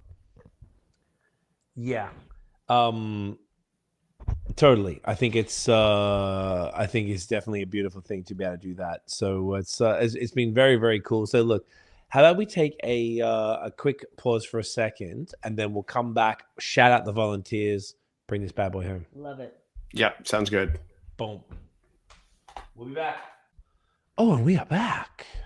And we're back. So, to bring this bad boy home, we're just saying off air, we've been talking much longer. I really didn't know how long we'd be able to talk about all of this for, but clearly. We're at 3 hours almost? Almost, yeah. Oh my gosh. Almost. Chin wags. You guys love a chin wag. You do. You be fucking chin wagging. Oh, You been barely. wagging that shit. So, No, we've just been inspired is all. yeah, There it's you good. go. And then, like, because we haven't had like a cold debrief, like we've been talking a little bit, but like we haven't had like a proper debrief. So you guys kind of heard a bit of a debrief and like us actually like reflecting on stuff. So it's actually pretty nice to be able to do that. So this has been kind of much needed. So the last few things we want to do, definitely want to shout out all the volunteers by names. I brought up the list here. Okay, I don't know if I can read everything from this far, but shout outs to Alex. Thank you so much. Alex from Sawdust was working the bar in the first session. Fucking slayed. He's the man. Love that dude.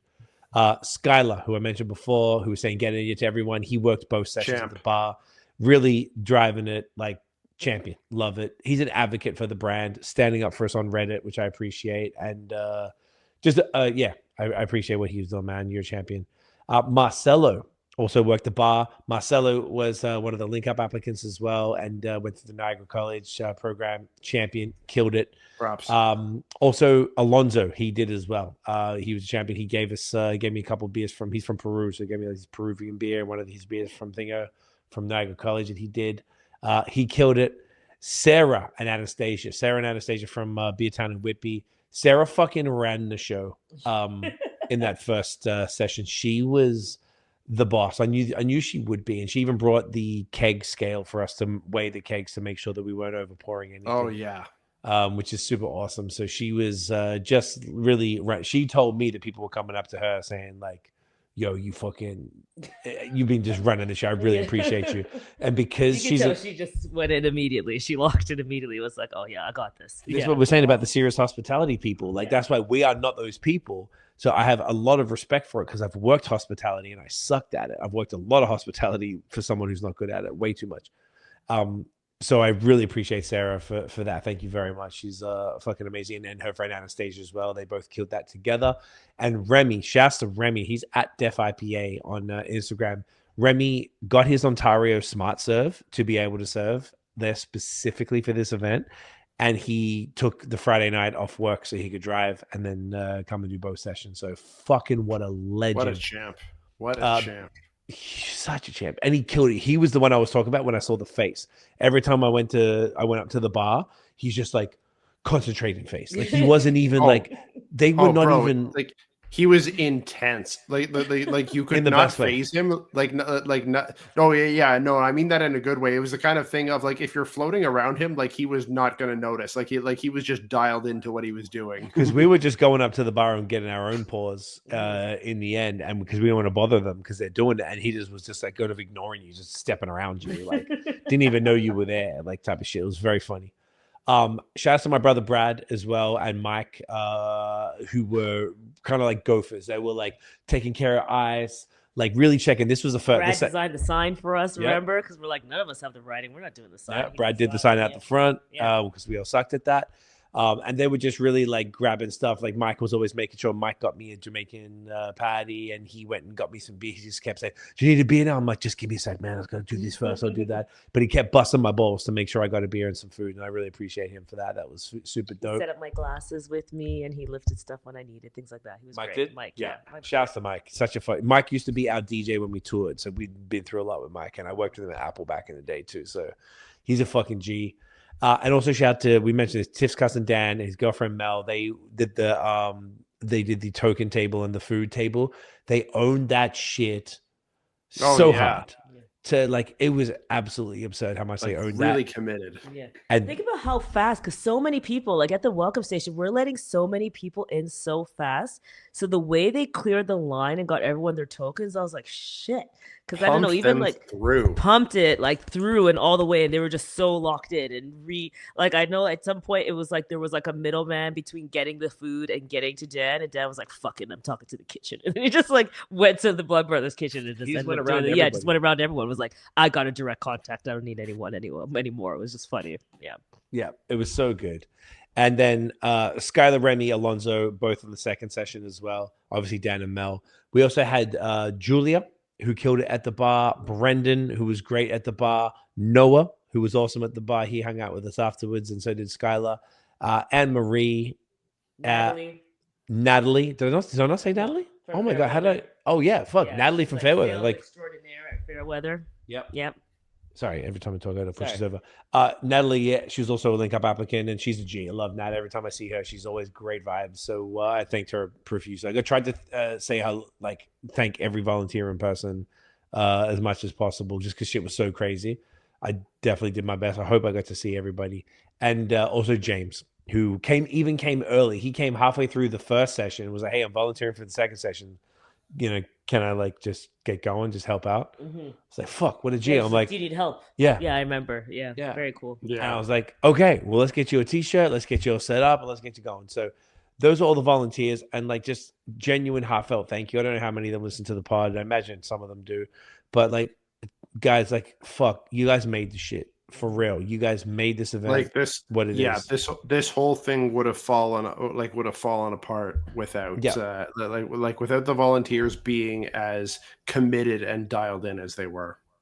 Yeah, couldn't agree more. It was just, once again, you couldn't have paid somebody money to be that dedicated, and I think that's probably because I'd never understood why they do volunteers. But I kind of feel like that might be why. Yeah. Now it's like cool people who are actually passionate about like the event. They're passionate about beer, and that's why they're like, "Hey, I'm down to come through and support." And they got taken care of. They got to try all the beers. They got Blood Brothers kindly gave them beer, merch and beer. Yeah. But even so, I was like, I don't think you could pay a catering or whatever that company would be, and they would have slayed as much as these individuals did, like without question. Like you could have had people like, "Oh, we hired a bar staff for the event." It wouldn't have had the same impact because you also need people who care about the product and can give you recommendations, and they were able to do that too. Like I'd be like, "Okay, all right, cool. Kamar wants a beer. I gave him money talks first, a thing, like we're talking through stuff." And I'm like, "He can't drink that much, he only has like a limit of how much he can drink. What do we do?" Like I was like, "What do we think?" I'm thinking this, and we kind of had those conversations. So I'm like, "Oh, my cousin's here. He's never had a beer in his life. What should I give him?" Not Dan. So my other cousin, my play cousin Theo, had his first beer ever. He only drinks spirits and such, and he fucking loved Mortalis. And I was like, "Bro, just so you know, you're getting something that's not even available here." So like, speaking. So sorry to start you off there. Sorry to start you there. But they were so cool in that process too. Love them. Yeah. Absolutely couldn't have happened without you guys. So thank you so much. If anyone's watching, listening, fucking love you guys. Thank you so much. I know we expressed it on the night, but just, publicly, fucking you guys killed it. It was just a beautiful thing. Once again, Erica putting it all together, just driving the ship, man, and guiding it and putting up with our I was about to say the word demand. It wasn't demand. Like we wanted things a certain way, and she understood. Like every time she's like, okay. She didn't really. She's like, how about we do it? I'm like, no, we wanted to do it like this, and she's like, okay. Like she never like busted balls and never really. No. she was unfussed about everything, and Yeah, you have to be in again, that game. like none of this would have been possible without her. So yeah, like No. No question. like huge gigantic shouts to Erica for bringing this all together. This would have been impossible without her. Big facts. You can see why the Society of Beer Drinking Ladies has been such a mainstay for such a long period of time. Yeah, Like for sure. And they hustle and they work hard. So I appreciate her so much. It's a business that like, yeah, it's go, go, go. It's hectic. As she said, it's organized chaos or something like that. Yep. Yeah. That's what events are. Yeah, but she was awesome. It was exactly what you said, correct. Every request, everything that we said. Like even I was like, hey, we don't want more than this many people or things like that. Do you know what I mean? Where it's like you could try and get more out of it. And we're just like, we have to have this no, DJ. we need to have the this DJ. We're going to have this guy. We're going to have this cookie guy. We don't want more than this many people. All of these things. Like she was super just cool with every single thing. It was Otherwise, amazing. it's not a BOS festival, and I think she understood the assignment as far as Heavy. that's concerned. Yeah. The other people, The brothers. I was literally about to. Oh, go okay. for it. The brothers have loved the brothers from time. Have been a fan of Blood Brothers. We all met them together. At least 2016 or something. No, way later. I think it was 2019. No, that we met them, but Blood Brothers in general. Years. Yeah, Probably 20. because we met Patrick first, even too. You know. Correct. Yeah. So when did we all meet them together? L'Espace Public. At L'Espace. Oh my The gosh! three Yeah. of us together. Oh, Simo must have been happy, like Because so of happy to Simon. I be said to there. Simon, yeah. Oh, yeah. So crazy. When we were doing Where to Drink in Montreal, part 2. That's or something right. Like That's That right. is No, so it was cool. part one because it part was one? one Okay. more. Part two was the city beer tour bus one. Oh, okay. So it's part one, and then we Wow. had to leave because we had to do a pod, Yeah. Oh my gosh. And that, which was the And last that pod- pod, yeah, that's right. the Yeah. last in-person pod Oh my gosh, really? of the first Yes. series. Episode 159 in the Because original COVID series. happened. That is fucking nuts. It- man. Well, we did Against the Yeah. Grain. We did it Yeah, before but COVID. then COVID COVID didn't yeah, fuck it up. yeah. We chose to. Sorry, that is so cool in full circle for us to have all met them, and then you don't even know, like, whatever, almost 10 years later, you're gonna, or whatever, 6 years later, you're gonna do this big ass event together. Yeah. But I love them, and I love Patrick. I love the brothers, and I love Patrick and the whole Blood Brothers team, and their staff were amazing. They were all also very, very Super helpful. So helpful. So yeah, I had But to just say for, that. just for being down and for believing in us and believing to want to do this, like they didn't have to do any of Yeah. this stuff. I know Erica sold them, and Erica believed as well. But like the fact that they saw that we could do this and that we came with this concept that was pretty ridiculous, and it was even more grandiose than their over the tap events, which is pretty intense already, and that they let us try do it and it worked and people were fucking happy And and they obviously loved it. They were there the entire time. they stayed. I saw Dustin go up to the bar with a token. I'm like, dude, what are you doing? You own this Yeah. place. This is your place. And he's like, oh, these guys don't know me. I don't want to make it complicated. I'm like, okay, fine. Just like if you want something, like ask one of us to get it then. Like say, I'm like, I was like, because when they take the tokens from people, they put it in a thing. I'm like, go take the tokens out of the thing and just use that then. So like, That's so Yeah. funny though. I Like- feel like that's such their vibe where they're like, oh, they don't know me. I don't want to be like, I own this joint or something, you know? And they're just like, oh, it's okay. It's very sweet. Very sweet. I was even I was even chatting with Dustin at one point because he was saying earlier that like, you know, like they weren't gonna like planning on staying late because they don't usually like end up staying that late, but like Dustin was still there at like 9:30, 10 o'clock. I was like, hey man, you're still here. I'm like yeah, you know, it's like I just kind of couldn't bring myself to leave. See, it's a vibe. It's a vibe. Yeah. That's why I said, because Erica said that. She was like, oh, they might come or they might be there like for the first session or something. And then I was like, hey Yeah. guys, lights are out. You still hanging. So it means it's just a good spot. Because I'm like, you're there every day. It's your life. You're probably like, I'm not going to go and stay at every single event that happens here, you know. But it was very cool that they did. So yeah, love them a lot. big time. Mhm. Forever grateful for them Yes. for doing this and just for My once God, again, like it's like the believing and just being like, hey, I think you guys can do it, and like we're gonna put the money up and make sure, you know, and support you guys in doing it. yeah, like none of And- them like none of them had to do this. It was a big show of faith to kind of like be willing to put themselves out there for us. Facts. It was so cool, man. So obviously volunteers, the whole team, and of course all the brewers. Like we shouted out, and we shouted out as many as possible. Like the everyone who contributed, everyone who was down. Like, fuck, man, you didn't have to do this shit. and you And did. yeah, and like, and on top of that too, I gotta say, like, anyone who like who just came out as fans of the pod, Mhm. I'm like blown away that you like that you would care enough to like to make the leap out to Toronto to come and celebrate this with us. Like, something that like that has become like in a lot of ways like pretty routine for us. Like, we do this like week after week, but like that it means enough to people to come out to celebrate, like to come out in person Mhm. to Toronto from wherever folks are coming out from. Like, whether they're coming out from Whitby or Hamilton or London or Kingston, like wherever it is, like folks were reaching to come out to Toronto to celebrate the anniversary of something that we do is heartwarming beyond the point which I can express adequately. Mhm. That was the trippiest part, was people who maybe liked the pod but didn't say anything to us. It just came through. Yeah. Or like maybe vaguely knew us or whatever and just heard that it was cool event, or just, yeah. And then there were some people who definitely knew. And it was like, I think it's all dope. It's all sick, to the fact that you thought it was cool enough and that you believed in the idea. They were like, yo. Because Mhm. sometimes I thought, like, when we were first started promoting it, no beers had come out. You're like, all right, boys, good luck. Yeah. And then Fairweather came out, and then All My Friends came out, Yeah. and then Rorschach came out, and it was like, oh, okay. It was like boom, boom, boom. We're just hitting them with like bangers. I just felt like it was more like believable as time went on, and I But feel people like started buying it like immediately from the jump, then from the second that we started sold out in promoting 3 it, weeks. which means that was like the full, yeah, like that For was the the first full session. for the first session, sold out like in 3 weeks or less.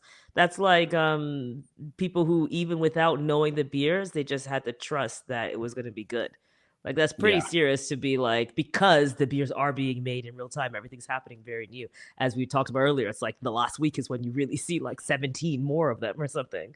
I don't So think you're that's a exaggerating lot of much. faith. Yeah, so that's a lot of faith to even have in the curation that you all would do. So in the curation of BAOS, to be like, yeah, I'm sure whatever they do is great. So I'm just gonna, whatever they do with their homies, with the breweries, is gonna be good. So let's do it. Like, that's a lot of faith, and I think that's very, very cool. And there were people from. That's also why I wanted to be at the welcome, because I wanted to see people's faces and understand. And there were people that we saw that were like, hey, oh my gosh, it was like whatever, a guy with like 6 tickets that he got his friend, or 4 tickets, and it's like all their friends that they came, and they're getting all these Yeah. tickets and they're ready to go. And I'm like, fuck yeah, that's amazing. And they're like, hey, you guys. And we're like, yeah, like, awesome. It's very, And very sometimes cool. I didn't really know. Some lady who was like with like 4 other people saying, hey, you're the guy. That's the guy. I'm like, I guess I'm the guy. I don't know. Yeah. Hey, welcome. Thank you so much for coming. And I had like this dude come Some up. guy said, make the face. Yeah. Taking a photo. And they're like, no, do the face, do the face. It was hilarious. It was awesome. It was just so I'm funny. like, there was this Yeah. other dude who came up. I do forget his name because it was just a blur, but he was like, you know what? I live near Badlands. I'm the biggest fan of Badlands. You did the first episode with Badlands in 2020, whatever it was, 22. And ever since then, I've been listening in, like, you know, constantly. And then, like, my 4 boys all came, and this is fucking amazing, bro. And I was like, sick. Okay. So some people got to tell us the story of how they Yeah. discovered the podcast, and then came. And like, once again, this is really meaningful to us because I haven't told all my favorite podcasters how I know them or whatever. You don't get the opportunity to do that. And we, like I said, we all go out, but we don't really go to that many crazy events where you would see a bulk of people who may potentially be familiar with the pod. So this was people who came out to celebrate the pod, and some people who weren't there to celebrate the pod, they were to celebrate craft beer. I'm like, fuck yeah. So like, it was really cool to see the whole run of everybody and all the different people who were just took the time, like you said, Nate, like just took the time, came to Toronto, particularly from out of town, who, maybe booked a hotel or had to book a train or rent a car or get a babysitter or whatever it might be to do that. And it's like, fuck, man, like, because we don't ask much of anybody. Like, we don't, say, hey, come to this all the time. It's not really like our vibe. We've done a couple of beer launches and stuff, but that's usually with the brewery, just in conjunction as opposed to our own events. So it was, like Nate said, heartwarming and just very rewarding. Yeah. It makes it feel like rewarding. it was all... It makes it feel like it's all worth it. Not that we needed that to make it feel like it's worth it, but it's I don't know, isn't it nice to just be appreciated sometimes and just like, particularly after, the brewers always say nice things, to be honest. They always say some, Yeah. why wouldn't they be nice to us when media or whatever? We're always nice to them, right? So it's, again, that's why I always felt like it's a little skewed. Like if your mom says you're great or something like That's what it that, you're felt like, like. oh, we all love each other. Of course, you're gonna say that. Yeah. Or whatever. Yeah, but it's. But I'm like, well, yeah. and if I'm gonna, if we as a team are going to rave about your business, then of course you're going to be nice to us, right? So like that's why I always respected it because I don't have to say nice things to us, but I always felt like, it's cool. We're just helping you out, whatever. And then when all these people come in who are just listeners, watchers, whatever it might be, I'm not just listening, but you know what I'm saying, like they don't directly benefit from what we do. Then it's like, oh, like you like fuck with this. I'm like, yeah, it's very cool. It is very overwhelming, and it'll probably kick in later. For me, it hasn't. Like, I'm grateful and everything worked out. I'm super stoked, and I couldn't, like, we've debriefed a little bit, like in the car talking. I'm like, fuck yeah, all the vibes were perfect. And the DJ, she was just matching the vibes, and like everyone was just there. But so there was a whole bunch of stuff, but I feel like it'll maybe kick in a little bit later because I am so exhausted still from this. It's just insane. Yeah. It's so crazy. So to bring it home, the beer. So for those who couldn't make it, I'm sorry to hear that. But almost every beer is available. The ones that were only available in kegs, obviously, are not available. I don't know what's going to happen with those. I know we're trying to do a little something with Durand, like a little off, like a post, get it in your thing. So I don't know when this will come out. I was hoping we're going to try and do that. Blood Brothers might be pouring some of the extra kegs and cans and stuff from the tap room. I'm not sure what the deal is with that. So if there is anything, I obviously will signal boost on social. The otherwise, all of the breweries, I imagine, I think Get It Off My Lawn is sold out from Badlands. I imagine All My Friends Chemistry is long sold out. A few cases. Town has a few cases They left, posted but not today. that many. Yep. Yeah. I imagine probably Small Pony is probably pretty much tapped of their stuff. Oh, Chemistry was done. You said that, right? Yeah, that was April 20th. Okay. So that's done. going to be long done. Yeah. For the most part, though, the majority of them are still available, fortunately. Now, all you need to do is go to each individual brewery. So, bit of a pain in the dick hole, but there's no other way around it. Some specialty beer stores in both Quebec and Ontario are going to stock multiple beers. We've had a bunch of places tag us that they're stocked. They've got the Catch beer. That probably went pretty quick. They've got the Nocturne beer. Someone tagged us today. When the Brewski, I don't know if the Brewski beer is going to get like a distro release or it's just because that's for their anniversary, their 10th anniversary for their upstairs brew pub, which is pretty sick. So it was great timing, which is this weekend. So this pod will come out the week after that. Either way, you go to your, Durand here in Hamilton, Sidewalk in Waterloo definitely has a bunch of stuff. So they're going to try to get as much as possible in their can fridge. I know right now they've got a bunch of stuff. So see what you can get, but you should be able to get a decent chunk of them that aren't sold out. So you can go everywhere for that. We also have the beans from Found. So Found Coffee, they have 4 locations in Toronto. Bellwoods College. The fourth one is newest, right? Runcie, which I haven't been to, and then the new one, and then Guelph. Yeah. So this is the BAOS anniversary special release blend that was used in a bunch of the beers, in the Kanawaki beer, in the Bickford beer, and the Small Pony beer. It's liquid blueberry. It is insane. It is so fucking bonkers. So this is a special release. I do not know how many bags they have of it, but it is cool as shit. This was only really roasted a few days ago. So at the Guelph Roastery. So this is extremely cool. We're going to promote this pretty soon. So you should be able to go grab that. And then last but not least, which I haven't shouted out, none of us have shouted out tonight, Dan from Zenon. Zenon is the glassware company that are the best of the best. Thank you. Yeah, put it so it doesn't fall. So yes, Nate showing the glass there. This is the 10th anniversary hats that they did for us. Purple on the thing. This is the closest color to the BOS blue, and Nate has the thing that both say 10 years of BOS. No, also, blue, it's just the lighting of the screen. Yeah, it's a little crazy. There is some purple in the thing though. The hats and the glassware are available. We're going to put the link in the description. So it's baospodcast.myshopify.com. We didn't get a separate link for it, but you can go and buy those. We're doing shipping for them basically anywhere in the world. I think it automatically calculates it. So you can cop them. They're limited numbers. We had basically 24 of everything. So a bunch of them did sell at the event. So we have whatever's left to move. And the t-shirts that Denon did for us, but that was just for the squad. We didn't get those made. So you can definitely grab those. The festival glasses were done by Zen, and they were sponsored.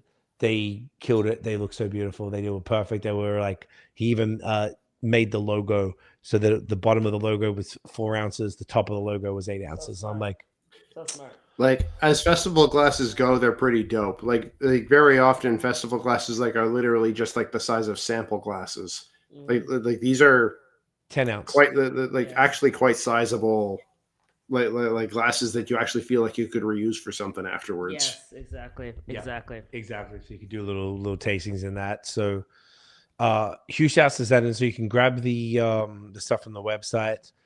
Thank you, Dan, as well, for just supporting everything. He's just such a champion, man. Just like over and above. That's what I said to him. I was like, bro, you don't have to do all the things that you do for us. Like, he really went over and above, and it's so appreciated. He's such a champion. So yeah, that is a beautiful thing. So go grab those. Pardon?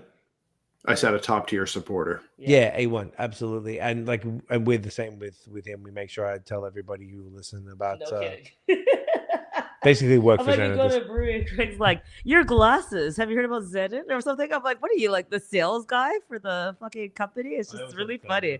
I respect it though. It's very funny. It's very funny. Well, you ride for me, I ride for you. Like, I noticed you have these like tumbler glasses. Interesting. Yeah. Well, where'd you get those? Where'd you get those? What's the turnaround time looking like? But yeah, it's just like when your boy does the best shit, you hold him down, and he's held us the fuck down. He's the reason we have all this stuff, because he busted our balls to do it, and I appreciate him for that. And I think it was great because people rocking the hats and rocking the glasses. A bunch of the glasses moved at the event actually, which was very cool. Yeah. I think that was everything. I think we summed up. I really didn't think we'd do 3 hours in 10 minutes. This is crazy. Yeah. So with all of that, just thank you to everybody. Thank you for the support. Thank you for listening for 10 years and watching and just showing up and commenting and just being cool, man. And we are going to continue to do this and keep pumping out pods. We have a big summer. Nate's going to be here for the next few episodes, but going to have a bit of a paternity leave. That's right. Raising 2 humans. Crazy. Yes. Crazy next few episodes. I've got one more episode after this before I go before I go on break. Oh, really? Yes, just one more. That's it. So soon. Oh, well, fuck. Okay. So there you go. So Nate's gonna have a bit of a. I got them all on the calendar, and I just thought you were part of them. I guess I didn't realize. So Nate's gonna have a bit of a break for however long it takes through the summer. Obviously, I'm going to get back on my Nate grind. I forgot how to do all this stuff. So I've been booking pods up to through to August. I'm into August right now. So you can jump on whenever you're ready. They're all there. You know what's happening with all of them whenever you are ready to do that. So if you don't see Nate for a bit, that is why. Team 19. But I will be back. Team 19. I'm just putting it out there. Oh, no. Team 19. Yes, that's right. That's right. Team 19. Gang. But I will be back. Yeah. So Nate's going to have a well-deserved break, which is probably pretty good timing after all of this, to be honest. Because yeah, it actually is. I we really got this event in just under the wire. Yeah, seriously, right in there. Yeah. So you'll be off doing that, but I'll be holding it down. This summer we're not going to be traveling a ton. We'll just be doing local stuff. So we got shit to do here. So it's kind of looking forward to it, to just sort of stay local, do a lot of small little trips here and there, see, explore a bit of the around whatever farm breweries in Ontario essentially would be my goal. Yeah. Like, I want to see the good lots, more. Get back to good lots. Yeah, I want to see the good lots. Lovebirds, the Willabalds, like the farm brewery life. It's so nice in the summer when you get to sit on a nice big piece of grass, Flux. Yeah, so that's like the vibe is that I'm going for this summer. Say less. Yeah, there you go. So it's going to be nice, but so we'll be around. Lots of great content. The pods that we've been booking in are super fun and some great ones. So Nate's really fucking up. He's missing out on so many gems. Wow, I hate to be you right now. JK. Fuck, guys. I thank you both. Like, I can't believe we did the shit. Honestly, like we all fucking we all did it. should It's be done. proud. Yeah, it's done, and we did. I really, honestly, the way I pictured it, like it's like 3:30 before we open at 4. We're all gonna get to cheers and like guys, we fucking did it. No, we're like, let's go work. And now we're just like losing our heads, like trying to get it together. So we didn't really get the debrief that I thought. But yeah, thank you both, man. We couldn't have done. Did you guys vlog in the end? Oh, we tried. We vlogged twice. Oh. I think we got 0 B-roll. Okay. And we didn't wrap it up. That's fine. We have a very cool. That's why. That's why I'm like, let's get Sam, who also does Fairweather. There's incredible content to just capture it third party style. Because then we don't have to worry. Call. Yeah, we need it on visual. We need the visual because we're only doing this once. So hey, everybody hear that? We're only doing this once. Yeah. So we needed the visual wrap up. That's why I was like, hey, let's get Sam, and he fucking slays. So I look forward to seeing that recap. That was fucking brilliant, and I can't wait to see it. Oh yeah, I think it should be coming pretty soon, actually, if I'm not mistaken. So we'll tomorrow actually is the first draft. So yeah, well now it's actually today because it's after midnight. But yeah, just fuck, man, just grateful to be able to do this. I know we're all exhausted. I'm still, dude. I can't get over it. I'm so fucked. Fucked. Doesn't matter how much I sleep. I know it's only been like 4 days or something, but like I don't know how long it's gonna take to get over this. Maybe I'm old, but like Jesus Christ, young as you feel. I know. Like, thank you. I want to feel young. This is still the fun. This is still the funniest thing because like for everyone else, I was telling Craig and Tiff that like I got more sleep on the night of the night of the event than I do on most pod recording nights because I got I got to bed around 1 a.m. and because I was away from home, like my wife and son were at home. I haven't slept in since I think since one night over Christmas. So like sleeping in until 8 a.m. was an absolute treat for me. Like I had a hotel room to myself. It's the most sleep that I've had in months. But you still got up at 8? Yeah. Yes. Why not? Well, why wouldn't you get up at 10:30 before your 10:30? Okay, listen. Like 10:30. Monday to Friday, my alarm goes off at 5:40. That's when I that's when I get up Monday to Friday. It's still on dark the weekends, outside. It's still dark. It's not on even. Oh my god. On the weekends, I get up at 7 to get my son up. So sleeping until 8.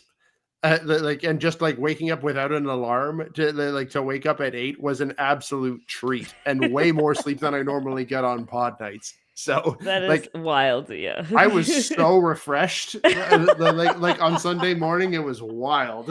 I think we slept till 1. I think well when I woke you up I was like it's 12:55. Hey, yeah. But I had woken up a bit earlier because of Bear. But if you didn't tell me, I would have been. You would have kept sleeping out there. That's so funny. Yeah, you're like I slept in. I'm like good for you, and then you're like 8 a.m. and I was like what? That is not. I have to get up at like 9:30 tomorrow, and I'm dreading it. Yeah. 9:30 is so early. Yeah. Anyway, but I love that for you, Nate. I just think it's so funny. Where I was like, but it's your checkout would have been like 11, so I was like, you could have slept till 10:30, 10:45, and then gone. But I love that 8 is asleep in respect. I'm glad. Yeah. I'm happy for that. And it's good because you know what? I had some shit to drop off at Found. I needed to get my ass back to Ottawa, and I wanted to get back home before. I needed to get back home before my son needed to go to bed. So it is a drive. Yeah, it's far away. So yeah, fair. Okay, totally respect. So with all of that, guys, thank you for watching and listening. Thank you for supporting for 10 years. Thank you for coming to the event. Thank you for supporting the event. Thank you for thinking of coming to the event. I appreciate you all. We all appreciate you all. Yeah. This is a beautiful thing. This has been really cool to have a public debrief kind of thing together, which it's, I don't know. It's beautiful. It's beautiful. We're very grateful to be able to even do this. It's cool as shit. We don't take any of it for granted. No, like the entire time, we're like, we're gonna do this event. What if like no one cares to even fucking come to an event? We were terrified to launch. I was like, oh my gosh! And then when it sold out, I was like, what the fuck are you talking about? It was so surprising and so cool. Like I was like, oh, okay, so there is, yeah. people, you don't see humans. You don't. We're online, so you don't see it, so you don't know. So it's very cool. It's the difference between having followers, but it's very different when people are like, "Oh, I'm signing up to come and spend my night with you or my day with you." It's so cool. So thank you very much. Yeah, it's very much noticed and very much appreciated. So with all of that, guys, thank you so much for watching and listening. Episode 200. Let's go. 200. Guys, what do we say? Thank you for watching and listening. If you enjoyed the episode, smash the thumbs up, hit subscribe below, hit that notification bell. Nathaniel and Tiffany. Ding. Double ding. Follow us everywhere at BAOS Podcast, at Nathan Does Beer, at Liquid X Happiness. Check out the long form audio. So much Spotify, Apple Podcasts. Give us 5 stars just for the fucking event and for doing 40 collabs. It's pretty bonkers. That really actually genuinely helps. 5 stars. Like seriously, like it does help us in the algorithm. Yeah. Marketing. Like a lot. Thank you. Lots to come. Business of Beer episodes coming, more Adjunct series. Just keep it going. It's a beautiful thing. Thank you all. We love you, craft beer, and we'll see you in the next one. Peace, y'all. Peace, peace, peace, peace. Cheers. Peace. Peace.